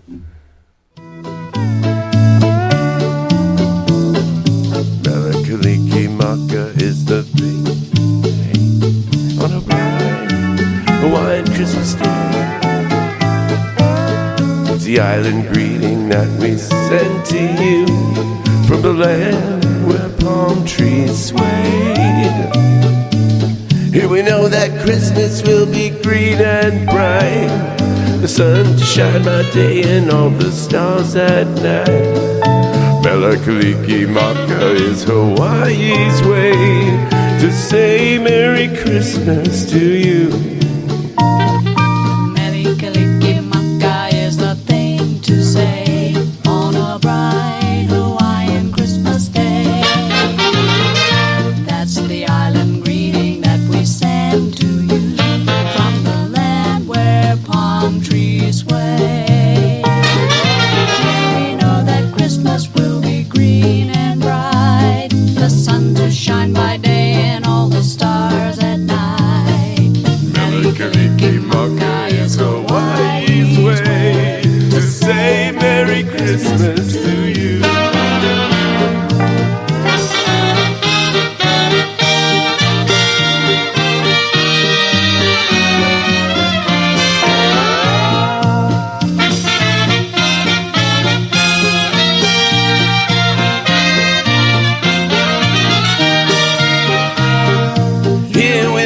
Christmas will be green and bright, the sun will shine by day and all the stars at night. Mele Kalikimaka is Hawaii's way to say Merry Christmas to you.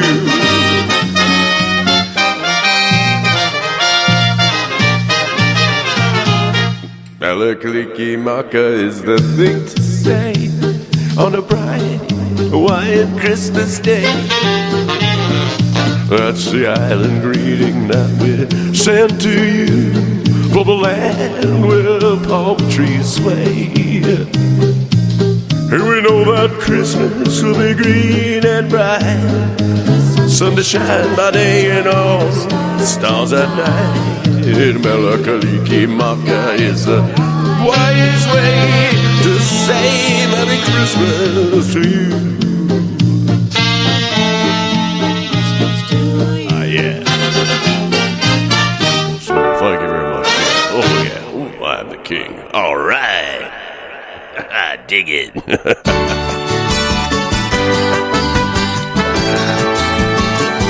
Yeah.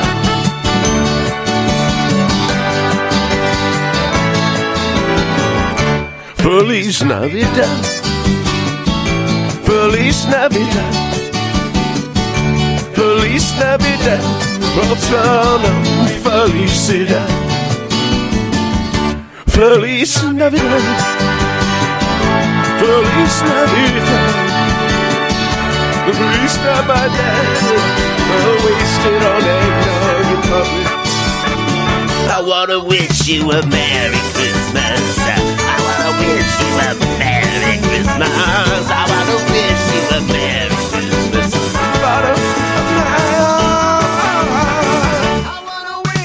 Yeah.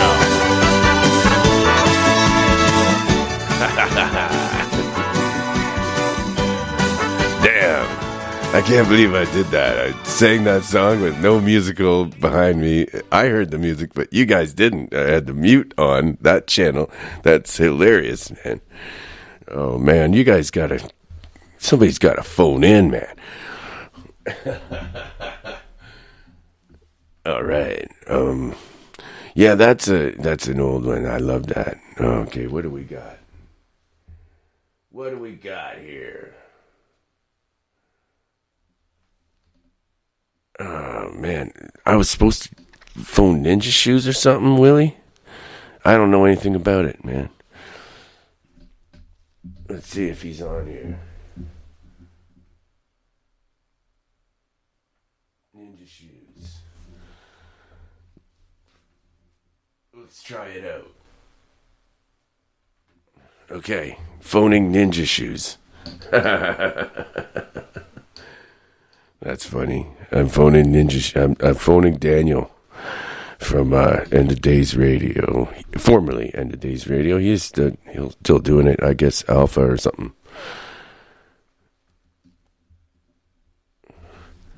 Okay, what do we got here? Let's see.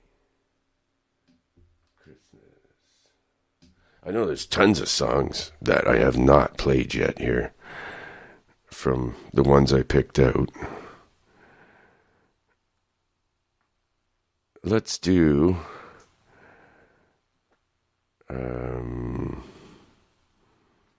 oh yeah, I gotta hear this. This is Snoopy. Yeah, we gotta hear Snoopy's Christmas. Snoopy versus the Red Baron. Definitely gotta hear this. And away we go.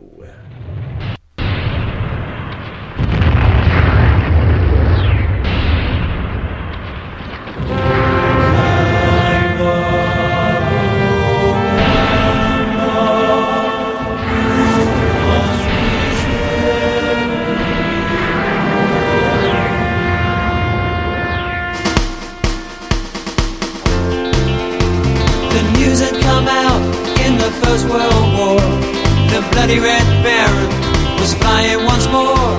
The Allied command ignored all of its men and called on Snoopy to do it again. Was the night before Christmas, 40 below, when Snoopy went up in search of his foe. Spied the Red Baron, fiercely they fought. With ice on his wings, Snoopy knew he was caught. Christmas bells, those Christmas bells, ring out from the land, asking peace of all the world and goodwill to man. The Baron had Snoopy dead in his sights. He reached for the trigger to pull it up tight. Why he didn't shoot, well, we'll never know. Or was it the bells from the village below? Christmas bells, those Christmas bells, ringing through the land,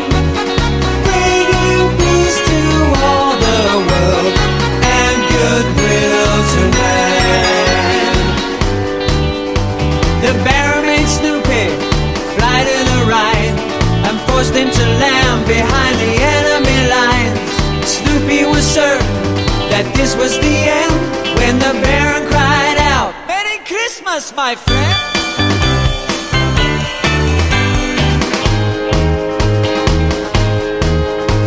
The Baron then offered a holiday toast, and Snoopy, our hero, saluted his host.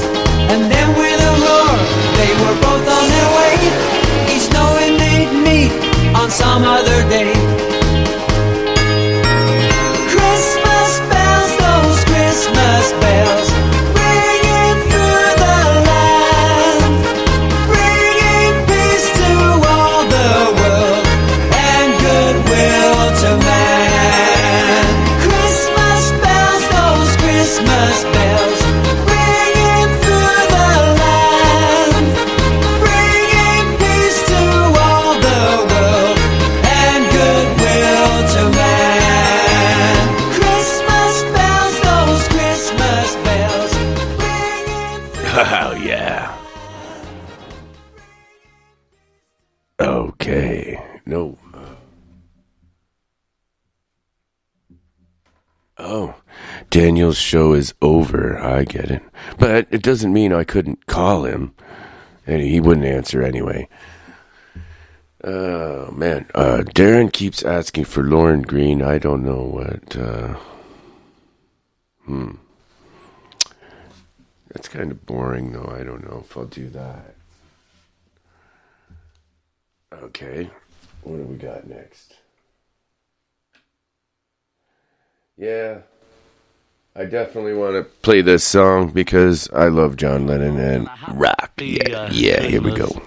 And a Merry Go Year. So this is Christmas, and what have you done? Another year over, and a new one just begun. And so this is Christmas. I hope you had fun. The near and the dear ones, the old and the young. A very Merry Christmas and a Happy New Year.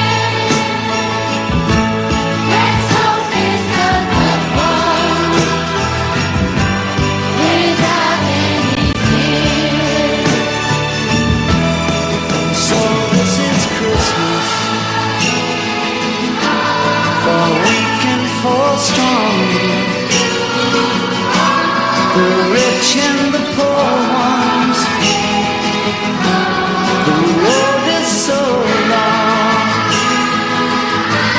and so happy Christmas for black and for white, for yellow and red ones. Let's stop all the I apologize. I'm sorry if I played that twice. I don't remember playing it at all. But yeah, you're right. Everyone's heard that one a million times. But Lauren Green, I don't know what you mean, Darren. I have no idea what that is. I know who Lauren Green is. He was actually a Canadian actor, believe it or not.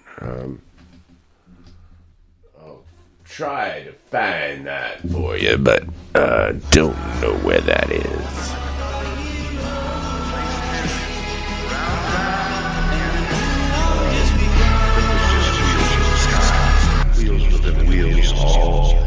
Yeah, we're gonna find that.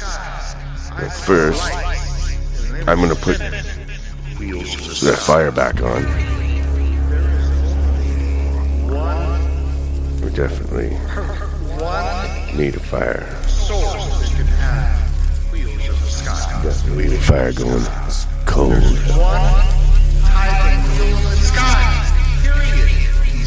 Chapter 1, Wheels in the Sky, and nothing else.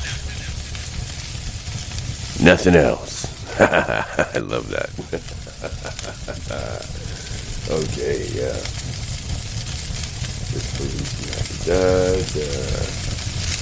What do we got here?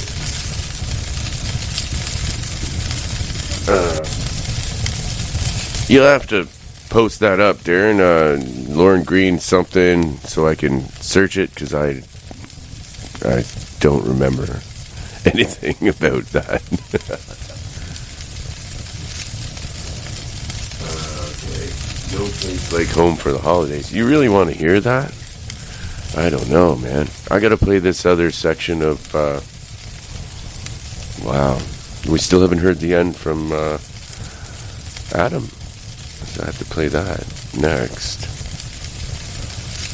And I was hoping to find a really cool song for right now.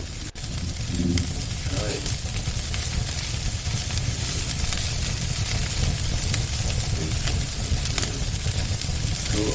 All right. I found my list on the other computer. So cool. I don't know if we should all play Christmas songs, but I just love this shit.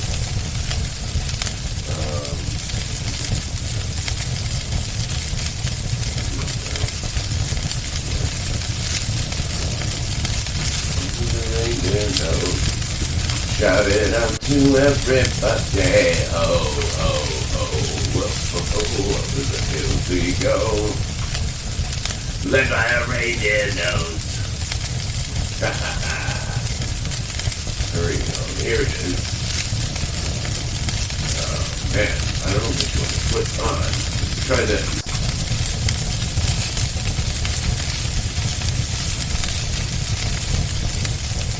Try this, see what happens.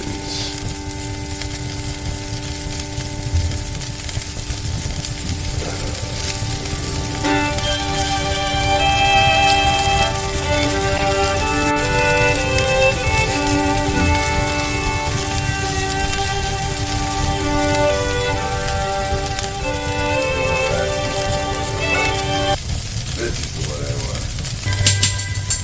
Yeah! There we go, alright. Here's a Christmas song. You probably never heard this.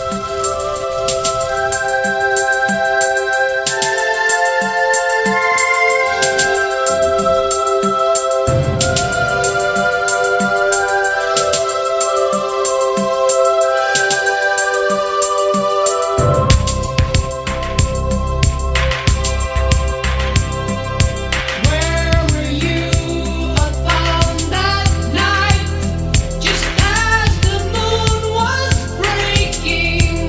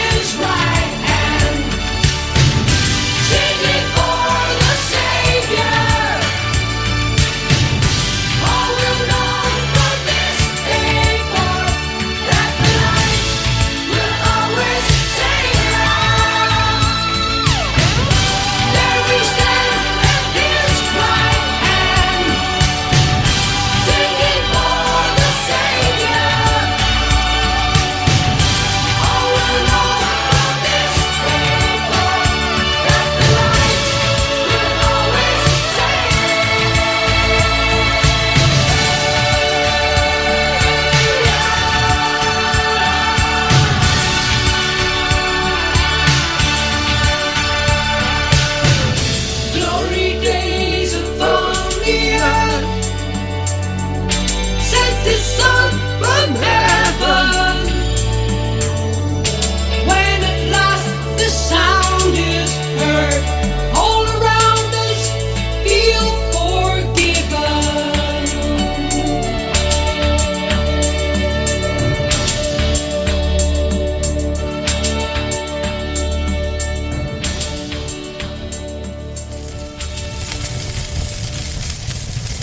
Oh, yeah. That fire sounds good, eh? Yeah. Keeping you warm here from Monster Castle Paranormal on Christmas Eve. And, yeah, we got a fire burning. Everybody, better be drinking some nice warm cider, a little bit of spiced rum in there. Oh, yeah. Let's see what this Oh Holy Night.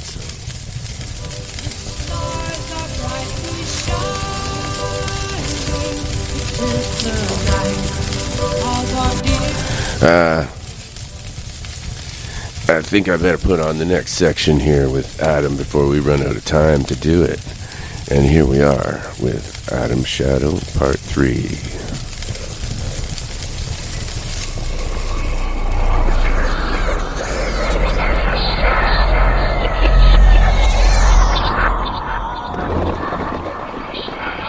And we are back with Adam Shadow for our Christmas special on Monster Castle Paranormal. We're talking psionics. Okay, Adam, is there anything we can do with these psi balls? In particular, what are they useful for? Other than making creatures that are sentient. Wow. Is there anything? What all can you do with them? Well, the really good, the really cool thing with it is that you can quite literally do anything with them. You can do things such as if in the winter time you can program one to go about your driveway and clear it of snow by either by melting the snow or actually just pushing the snow with regular telekinesis. You can do the same thing with grass, and that it could be either literally packed down or actually pretty much cut with telekinesis, really. And other than the yard work made easy, you can use energy balls to actually generate huge amounts of luck for yourself or someone else. And it's actually kind of interesting story that a fellow scion actually made a construct that he programmed in the concepts of luck into the construct, and he sent it to to a homeless guy, and the next day that homeless guy actually got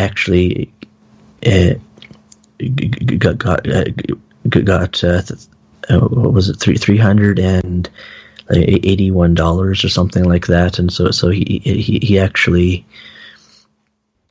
he highly benefited from all the luck that was being generated for him via the Cyball, and he got himself some new threads and whatnot. And so you can do quite a lot of stuff. The homeless guy, wasn't he like terrified when this ball of energy came at him? Or did you shape it like a pink elephant? He may have been familiar with that. Well, actually, the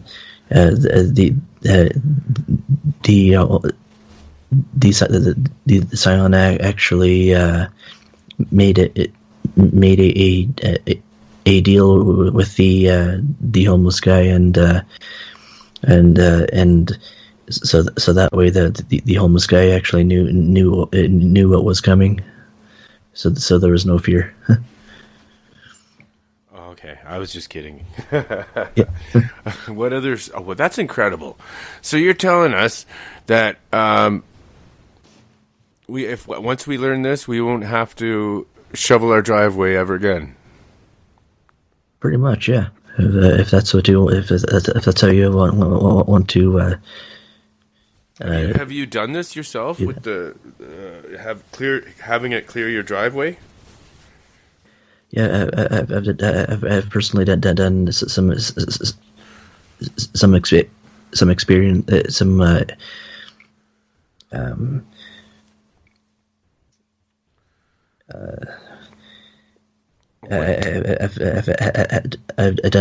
I've done some.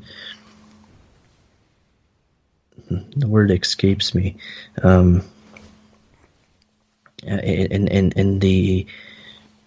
And I think it was last winter. I decided to make a really warm, hot sideball and made it to be mobile, and I programmed it to move about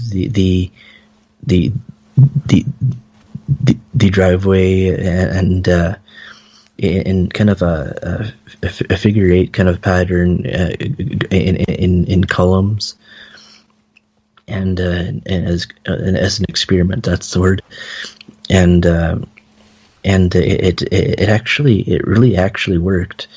You could actually see the snow really rapidly melting and actually becoming steam right around the ball, and it was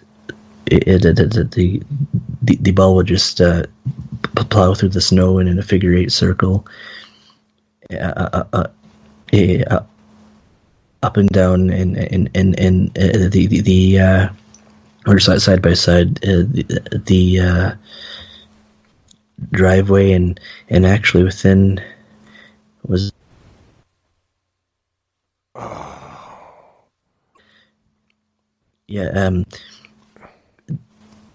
the energy ball it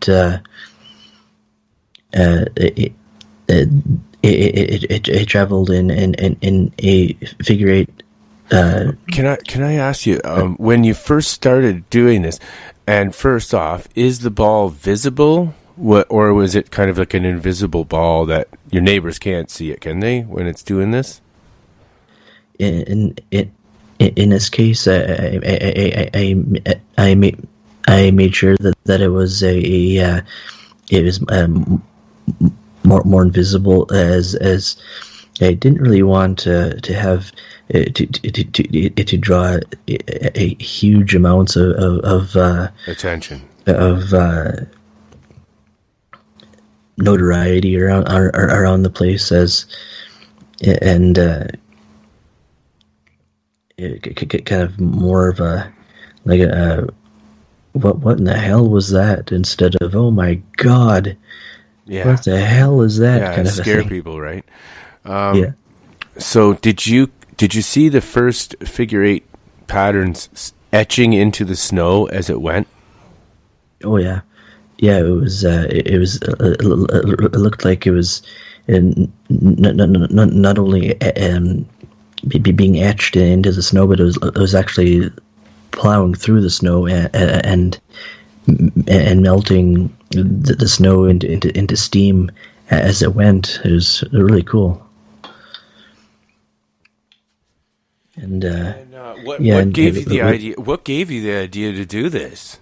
You just came up with this. I don't feel like clearing my snow. I'm gonna make a Cyball do it for me. Yeah, it was really just an experiment that I thought up, as I thought it would not only potentially expand my own abilities, but it also remove the need to spend quite a while outside in the snow shoveling. Wow. So it do it for me. That's incredible. Okay, I got another question that's off topic from Darren, but I want to know too. What would happen? What would you think would happen if, say, you were inside the Great Pyramid and trying these? Maybe you're on top of the pyramid, or you're in the King's Chamber or the Queen's Chamber or one of the energy spots. How do you think that would affect your experiments? I'd say that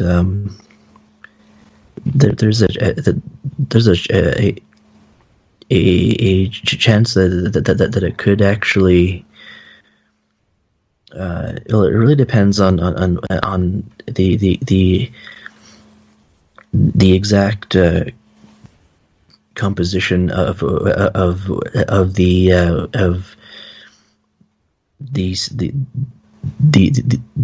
stones that make up the pyramid itself, as for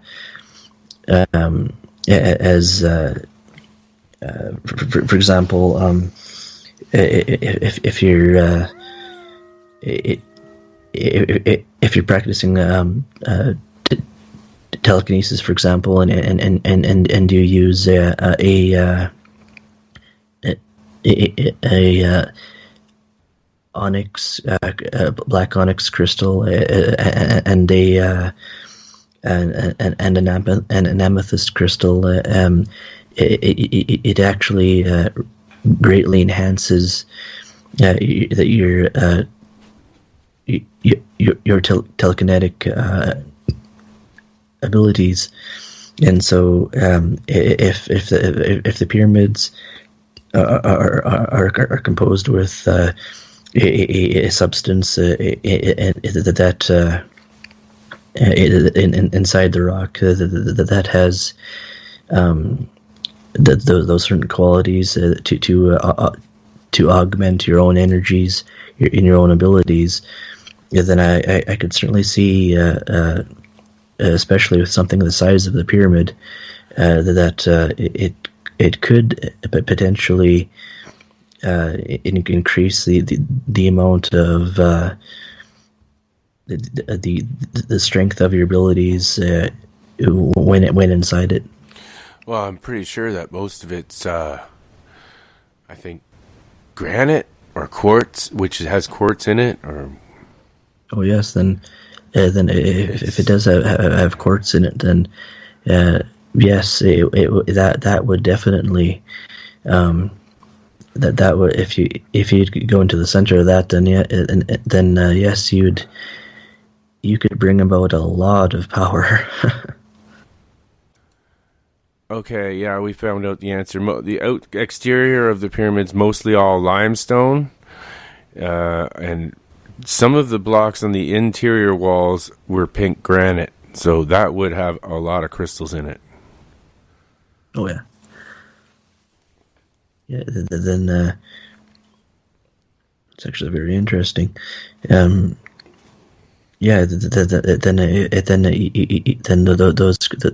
there's a very good chance that those crystals would actually could actually enhance your own abilities and your own energies.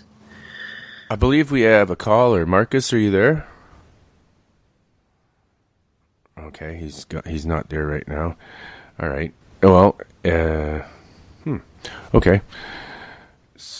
Continue with your lesson, maybe, because where were we on the lesson? I'm getting too much into the questions, and we're but Yeah, there is a good lesson in here between the questions. If you listen back to the show later, it's a great experiment. Or go to the website, community.scionnation.com. That's correct, yeah. Okay, let's continue with the lesson. And caller, if you want to join in, go ahead. Alrighty.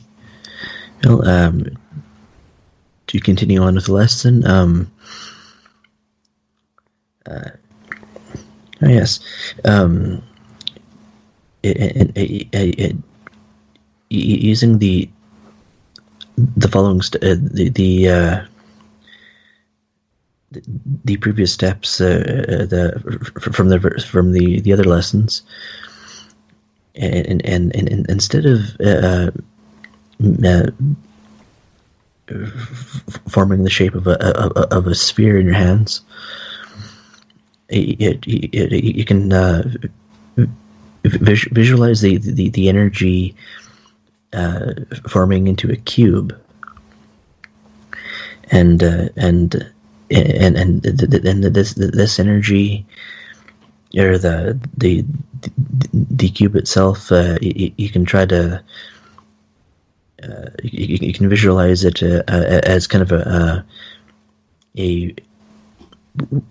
red colored cube, and for a lot of people, when they think of a red, especially with an object, generally what comes to mind is the concept of heat, and so you can try to make this the cube construct warm.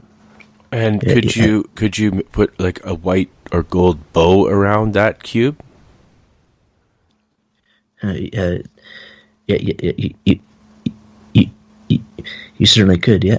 And then give it to someone for, like, say, an exploding Christmas present? Kind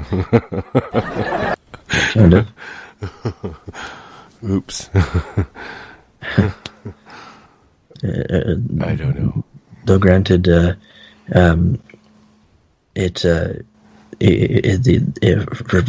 something like that to actually work, there'd have to be quite a lot of additional kind of programming, especially with telekinesis into it. As when you're working with energy manipulation and making different kind of constructs, you can actually program different abilities into the constructs for the constructs to use, such as telekinesis or telepathy, or really any of those, any ability you can program into a construct, and use that ability in a lot of different ways, and wow, that just, for example, you could shape the construct into a pair of scissors, and the blades would be the blades of the scissors would be shelled, and they would have telekinesis programmed into it, so that actually, basically the same principles of the force shield, but made into shears, really. Wow. So, do you think this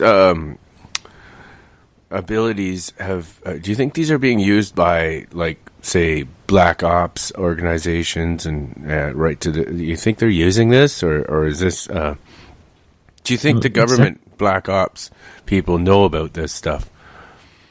Actually, there are actually psyops groups from I know there's one in the US. There's another group in Russia, I believe, in China. I'm not entirely sure if there's one in Japan or not, but I wouldn't be surprised. Canada has a somewhat limited psyops operation. And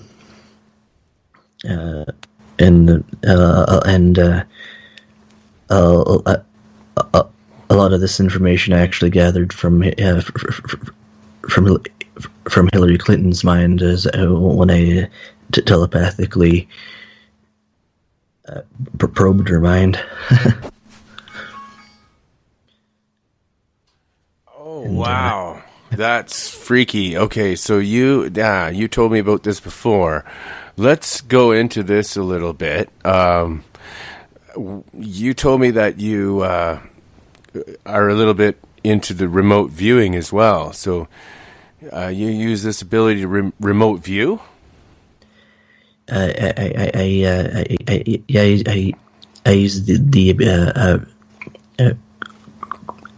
I use quite a few of the projection based or the projection abilities, such as remote viewing, astral projection, etheric projection. Say when you say you remote viewed Hillary's mind, did you send a Cyball there, or is this different? No. I actually used an ability called biolocation, and it's very similar to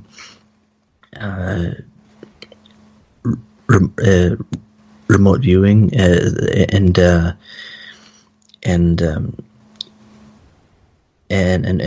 and while I was over there, actually, right behind her, actually, I used telepathy and got inside her mind and reviewed her memories. And what did you find?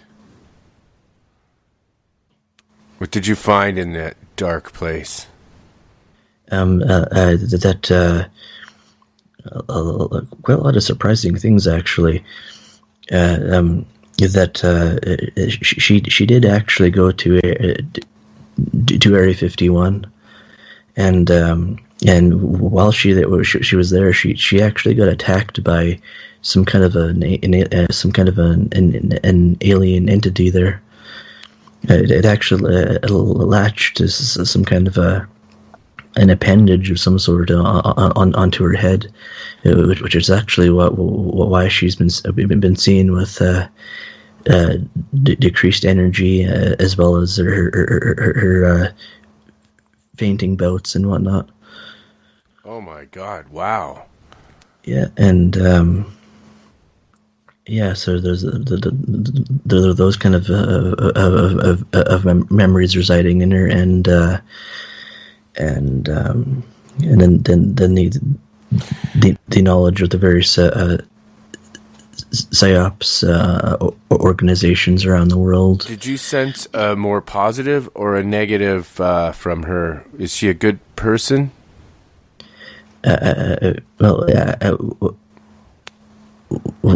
What I sensed in her was actually more of a lot more of a darker presence. It was very psychopathic, and but also with a lot of emotional pain. Just really a lot of negativity in her. That really doesn't surprise me. Okay, and also, excuse me.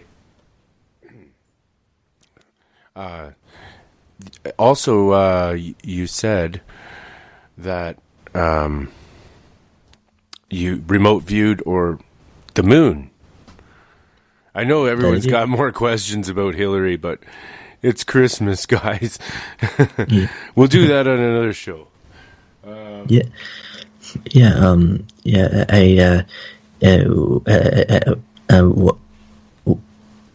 One night I decided to do another experiment, but this time with remote viewing, and I actually took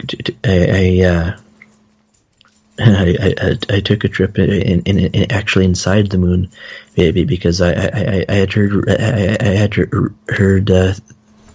theories of how the moon could potentially be hollow inside, and so I wanted to actually see if there's actually some validity to those theories, and so I remote viewed inside the inside there, and the area that I was in was actually hollow.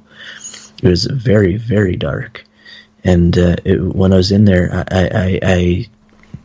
I remember distinctly that I felt the presence of greys, actually, and they were actually a very as a very terrifying and very unpleasant experience, to say the least, when they actually sensed my mind entering theirs. And they are definitely extremely telepathic, as they just batted me right out of their mind. So it was nothing like the ants that you first tried that with? Oh no, it was completely different. It was such an extreme intelligence. It wasn't robotic-like at all. Oh no, it was definitely extremely conscious and aware. I'm hearing some kind of noise interference. What is that? Hang on a second. Okay, as you can hear, I've got some really terrible interference all of a sudden, and I had to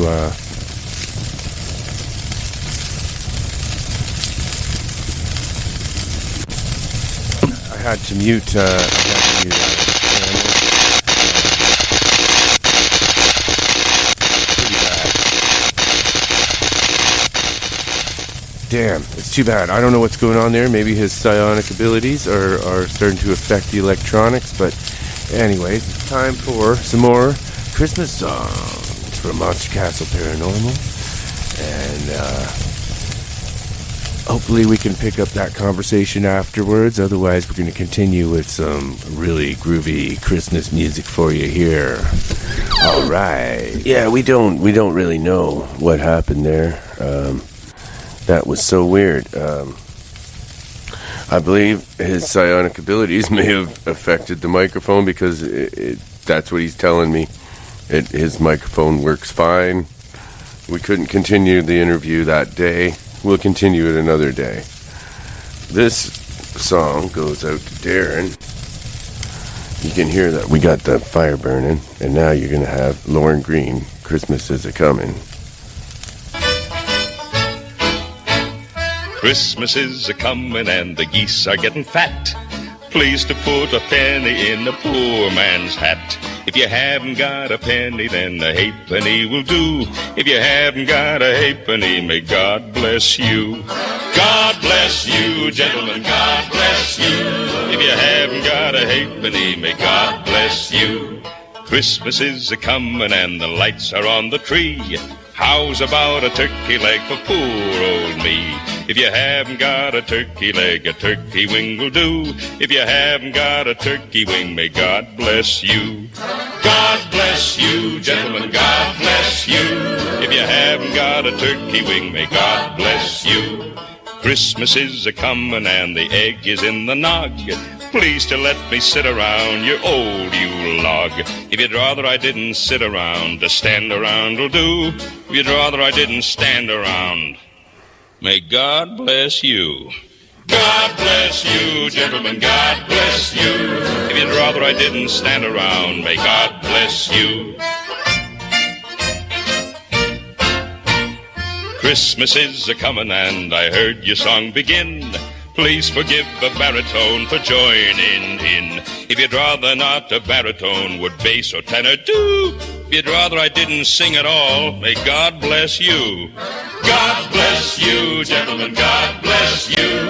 If you'd rather I didn't sing at all, may God bless you. Christmas is a-comin' and the bowl is full of wine. Let me have a flagon just for old lang syne. If you haven't got a flagon, then the thimbleful will do. If you haven't got a thimble, may God bless you. God bless you, gentlemen, God bless you. If you haven't got a thimble, then may God bless you. God bless you, gentlemen, God bless you. Christmas is a-comin'. God bless you. Oh, wow, that was great, Darren. A great suggestion. I want to hear another one of those.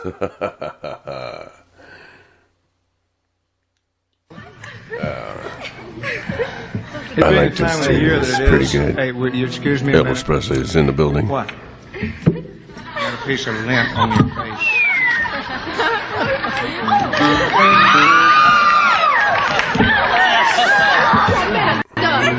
I remember this when it came out live.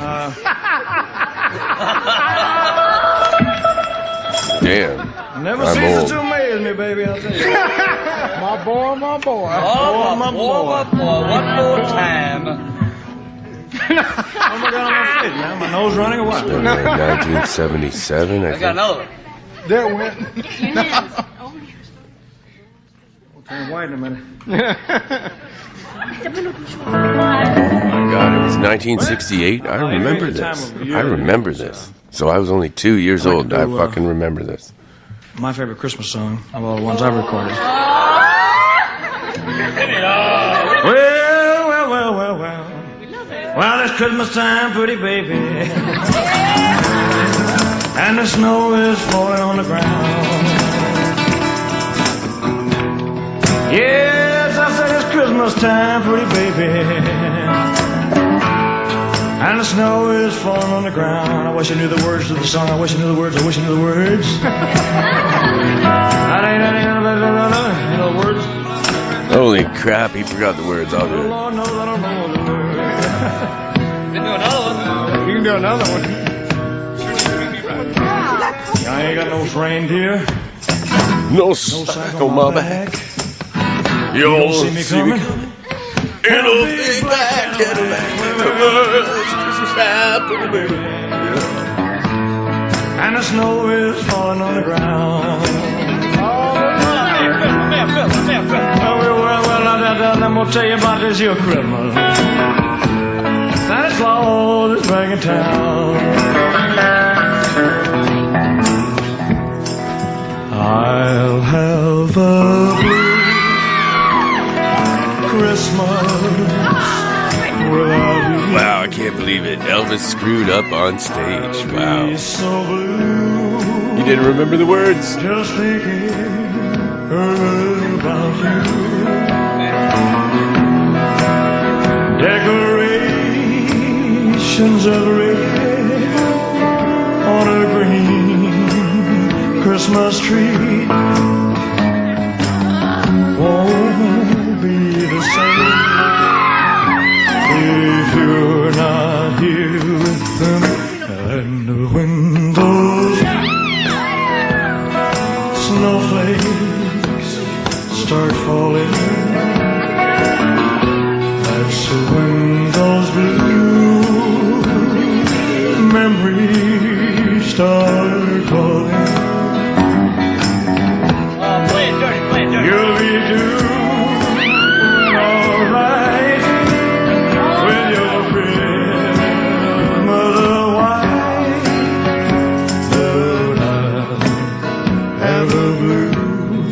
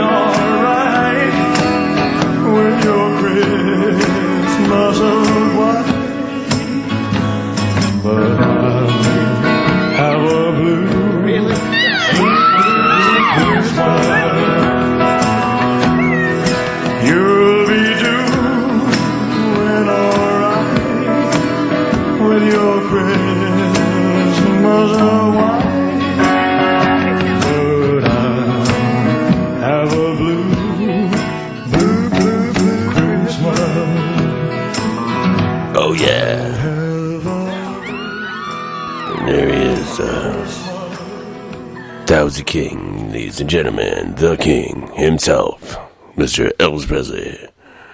Oh, yeah, that was great. Well, hang on. Let him finish. He's doing it over and over. Screwing right up on pain pills. All right, yeah. On a green Christmas tree won't be the same, dear. I think we're gonna try some Billy Idol. Let's try Billy Idol.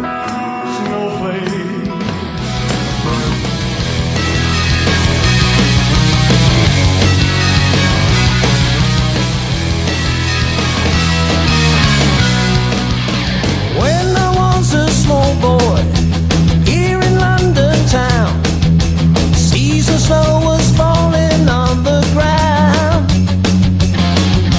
All the friends and family here on Christmas Eve gather round to dress the Christmas tree. Daddy's down at the pub, full of Christmas cheer. Probably won't come home until next year. All the Christmas bells are ringing and the carolers are singing. Mom, Daddy, he don't hear 'em. He's yelling at the Christmas tree. Santa's balls are jingling, Mommy's hips are wiggling, but Daddy, he don't hear 'em. He's yelling at the Christmas tree. All right now, yeah.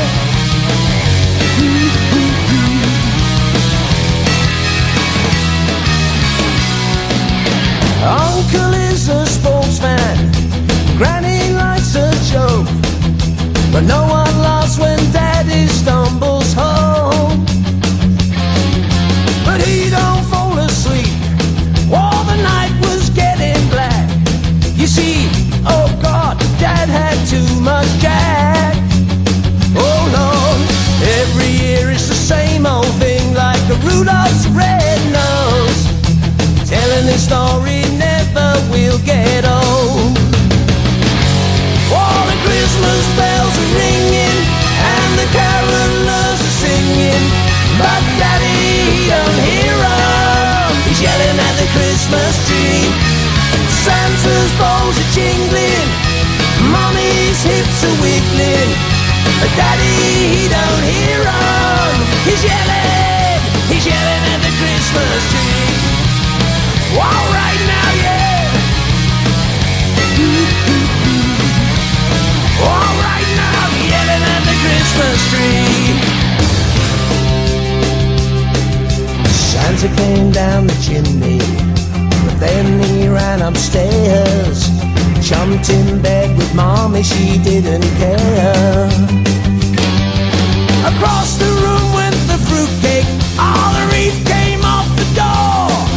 If these are holidays, I can't take no more. Every year it's the same old thing, like a Rudolph's red nose. Telling this story never will get old.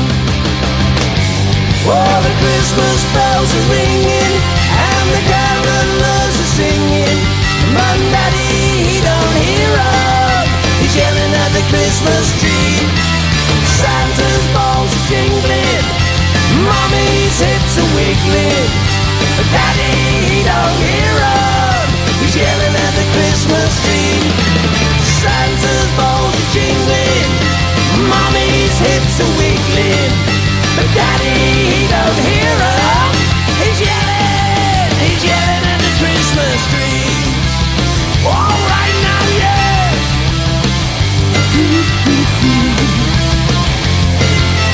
Yelling at the Christmas tree. He's yelling at the Christmas tree. He's yelling at the Christmas tree. He's sleeping in the Christmas tree.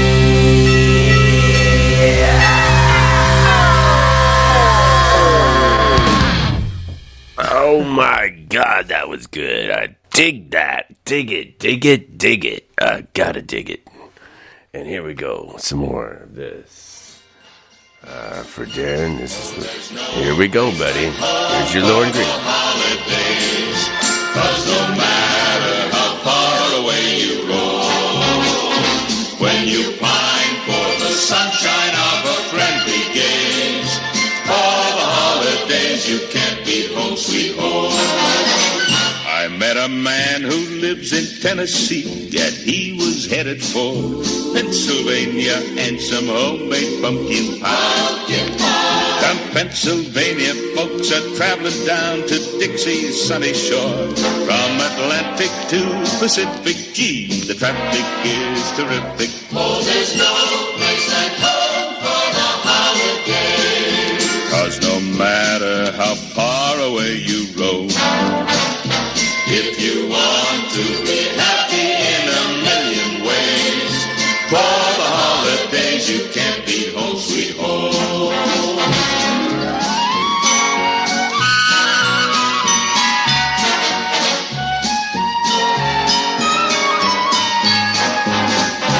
When you pine for the sunshine of a friendly gaze, for the holidays you can't beat home sweet home. Met a man who lives in Tennessee, and he was headed for Pennsylvania and some homemade pumpkin pie. From Pennsylvania, folks are traveling down to Dixie's sunny shore. From Atlantic to Pacific, gee, the traffic is terrific. Oh, there's no place like home for the holidays. 'Cause no matter how far away you roam, if you want to be happy in a million ways, for the holidays you can't beat home sweet home. For the holidays you can't beat home sweet home.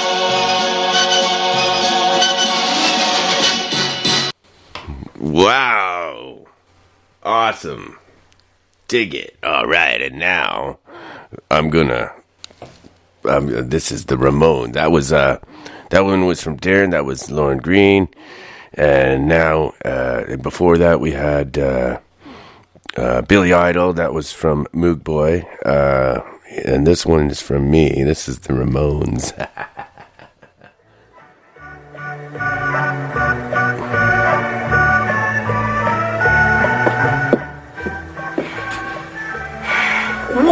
What do you think you're doing? What? I'm reading A Christmas Carol. Wow, since when did you learn to read? Willie, give me a request. Me. We were supposed to visit my parents in Mineola. But no, we have to have a Christmas party for your friends. My friends? Yes, your friends. What about your friends? I don't have any friends. You're right. You're right. Because you don't know how to make friends. Merry Christmas, I don't want to fight tonight with.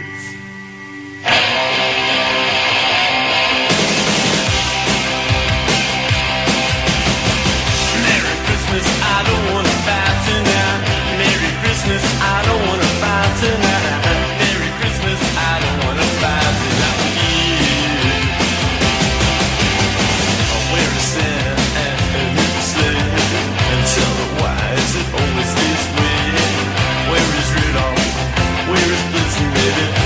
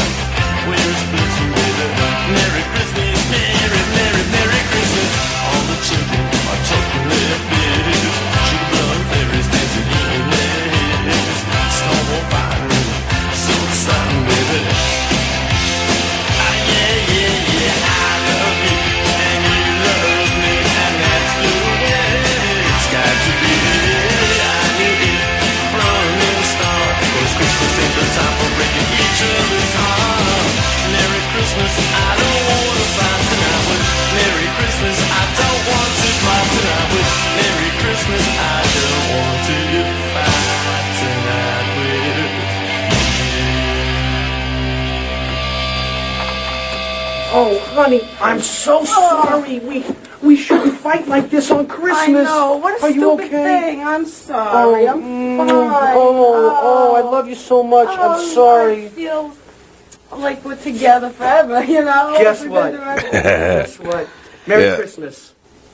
Oh, you got me a present. Oh, that's so sweet. Because I didn't get you anything. That's we're going to break up. You know, we No, we're in love. We're together forever, sweetheart. Oh, wow. Oh, you pig. This is red. Red. Red makes me look bloated. No, you know it that. I doesn't. told him that all the time. Look, it looks great. Yeah, for Christmas, Willie and I are both going to get hangovers for Christmas. We're grown-ups now. I love it, yeah. Yep, that's right, Willie. You and I are both getting hangovers for Christmas.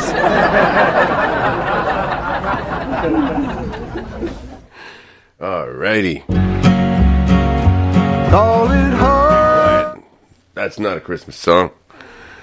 That is definitely something else. Okay, let's do Sex Pistols. What the hell? Dashing through the snow in a one-horse open sleigh. Oh, the fields we go, laughing all the way. Bells on bobtails ring, making spirits bright.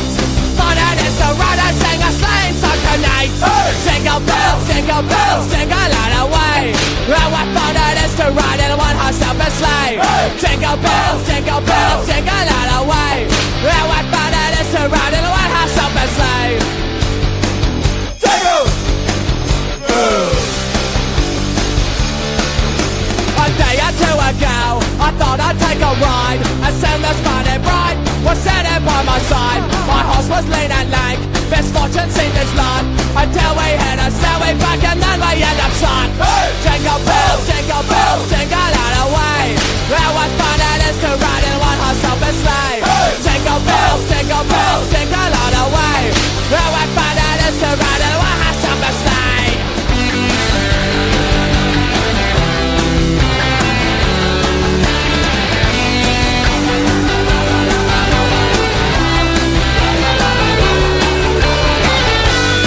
The ground is white, go at it while you're young. Take the girls tonight and sing their sleighing song. Just get a bobtail babe to body for his speed. Hitch her to a sleigh and then you take the lead. Jingle bells, jingle all the way. Now what fun it is to ride in a one-horse open sleigh. Jingle bells, jingle all the way. Now what fun it is to ride in a one-horse open sleigh.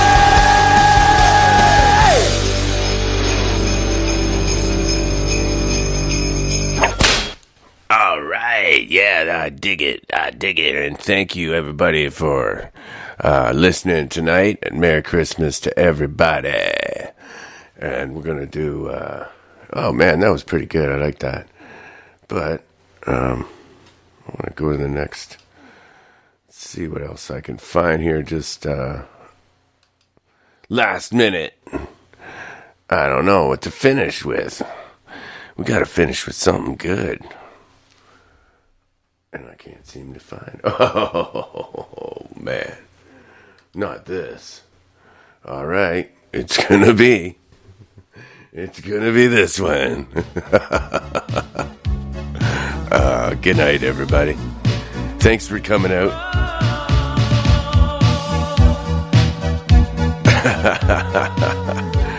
Next Christmas, we'll try to do better.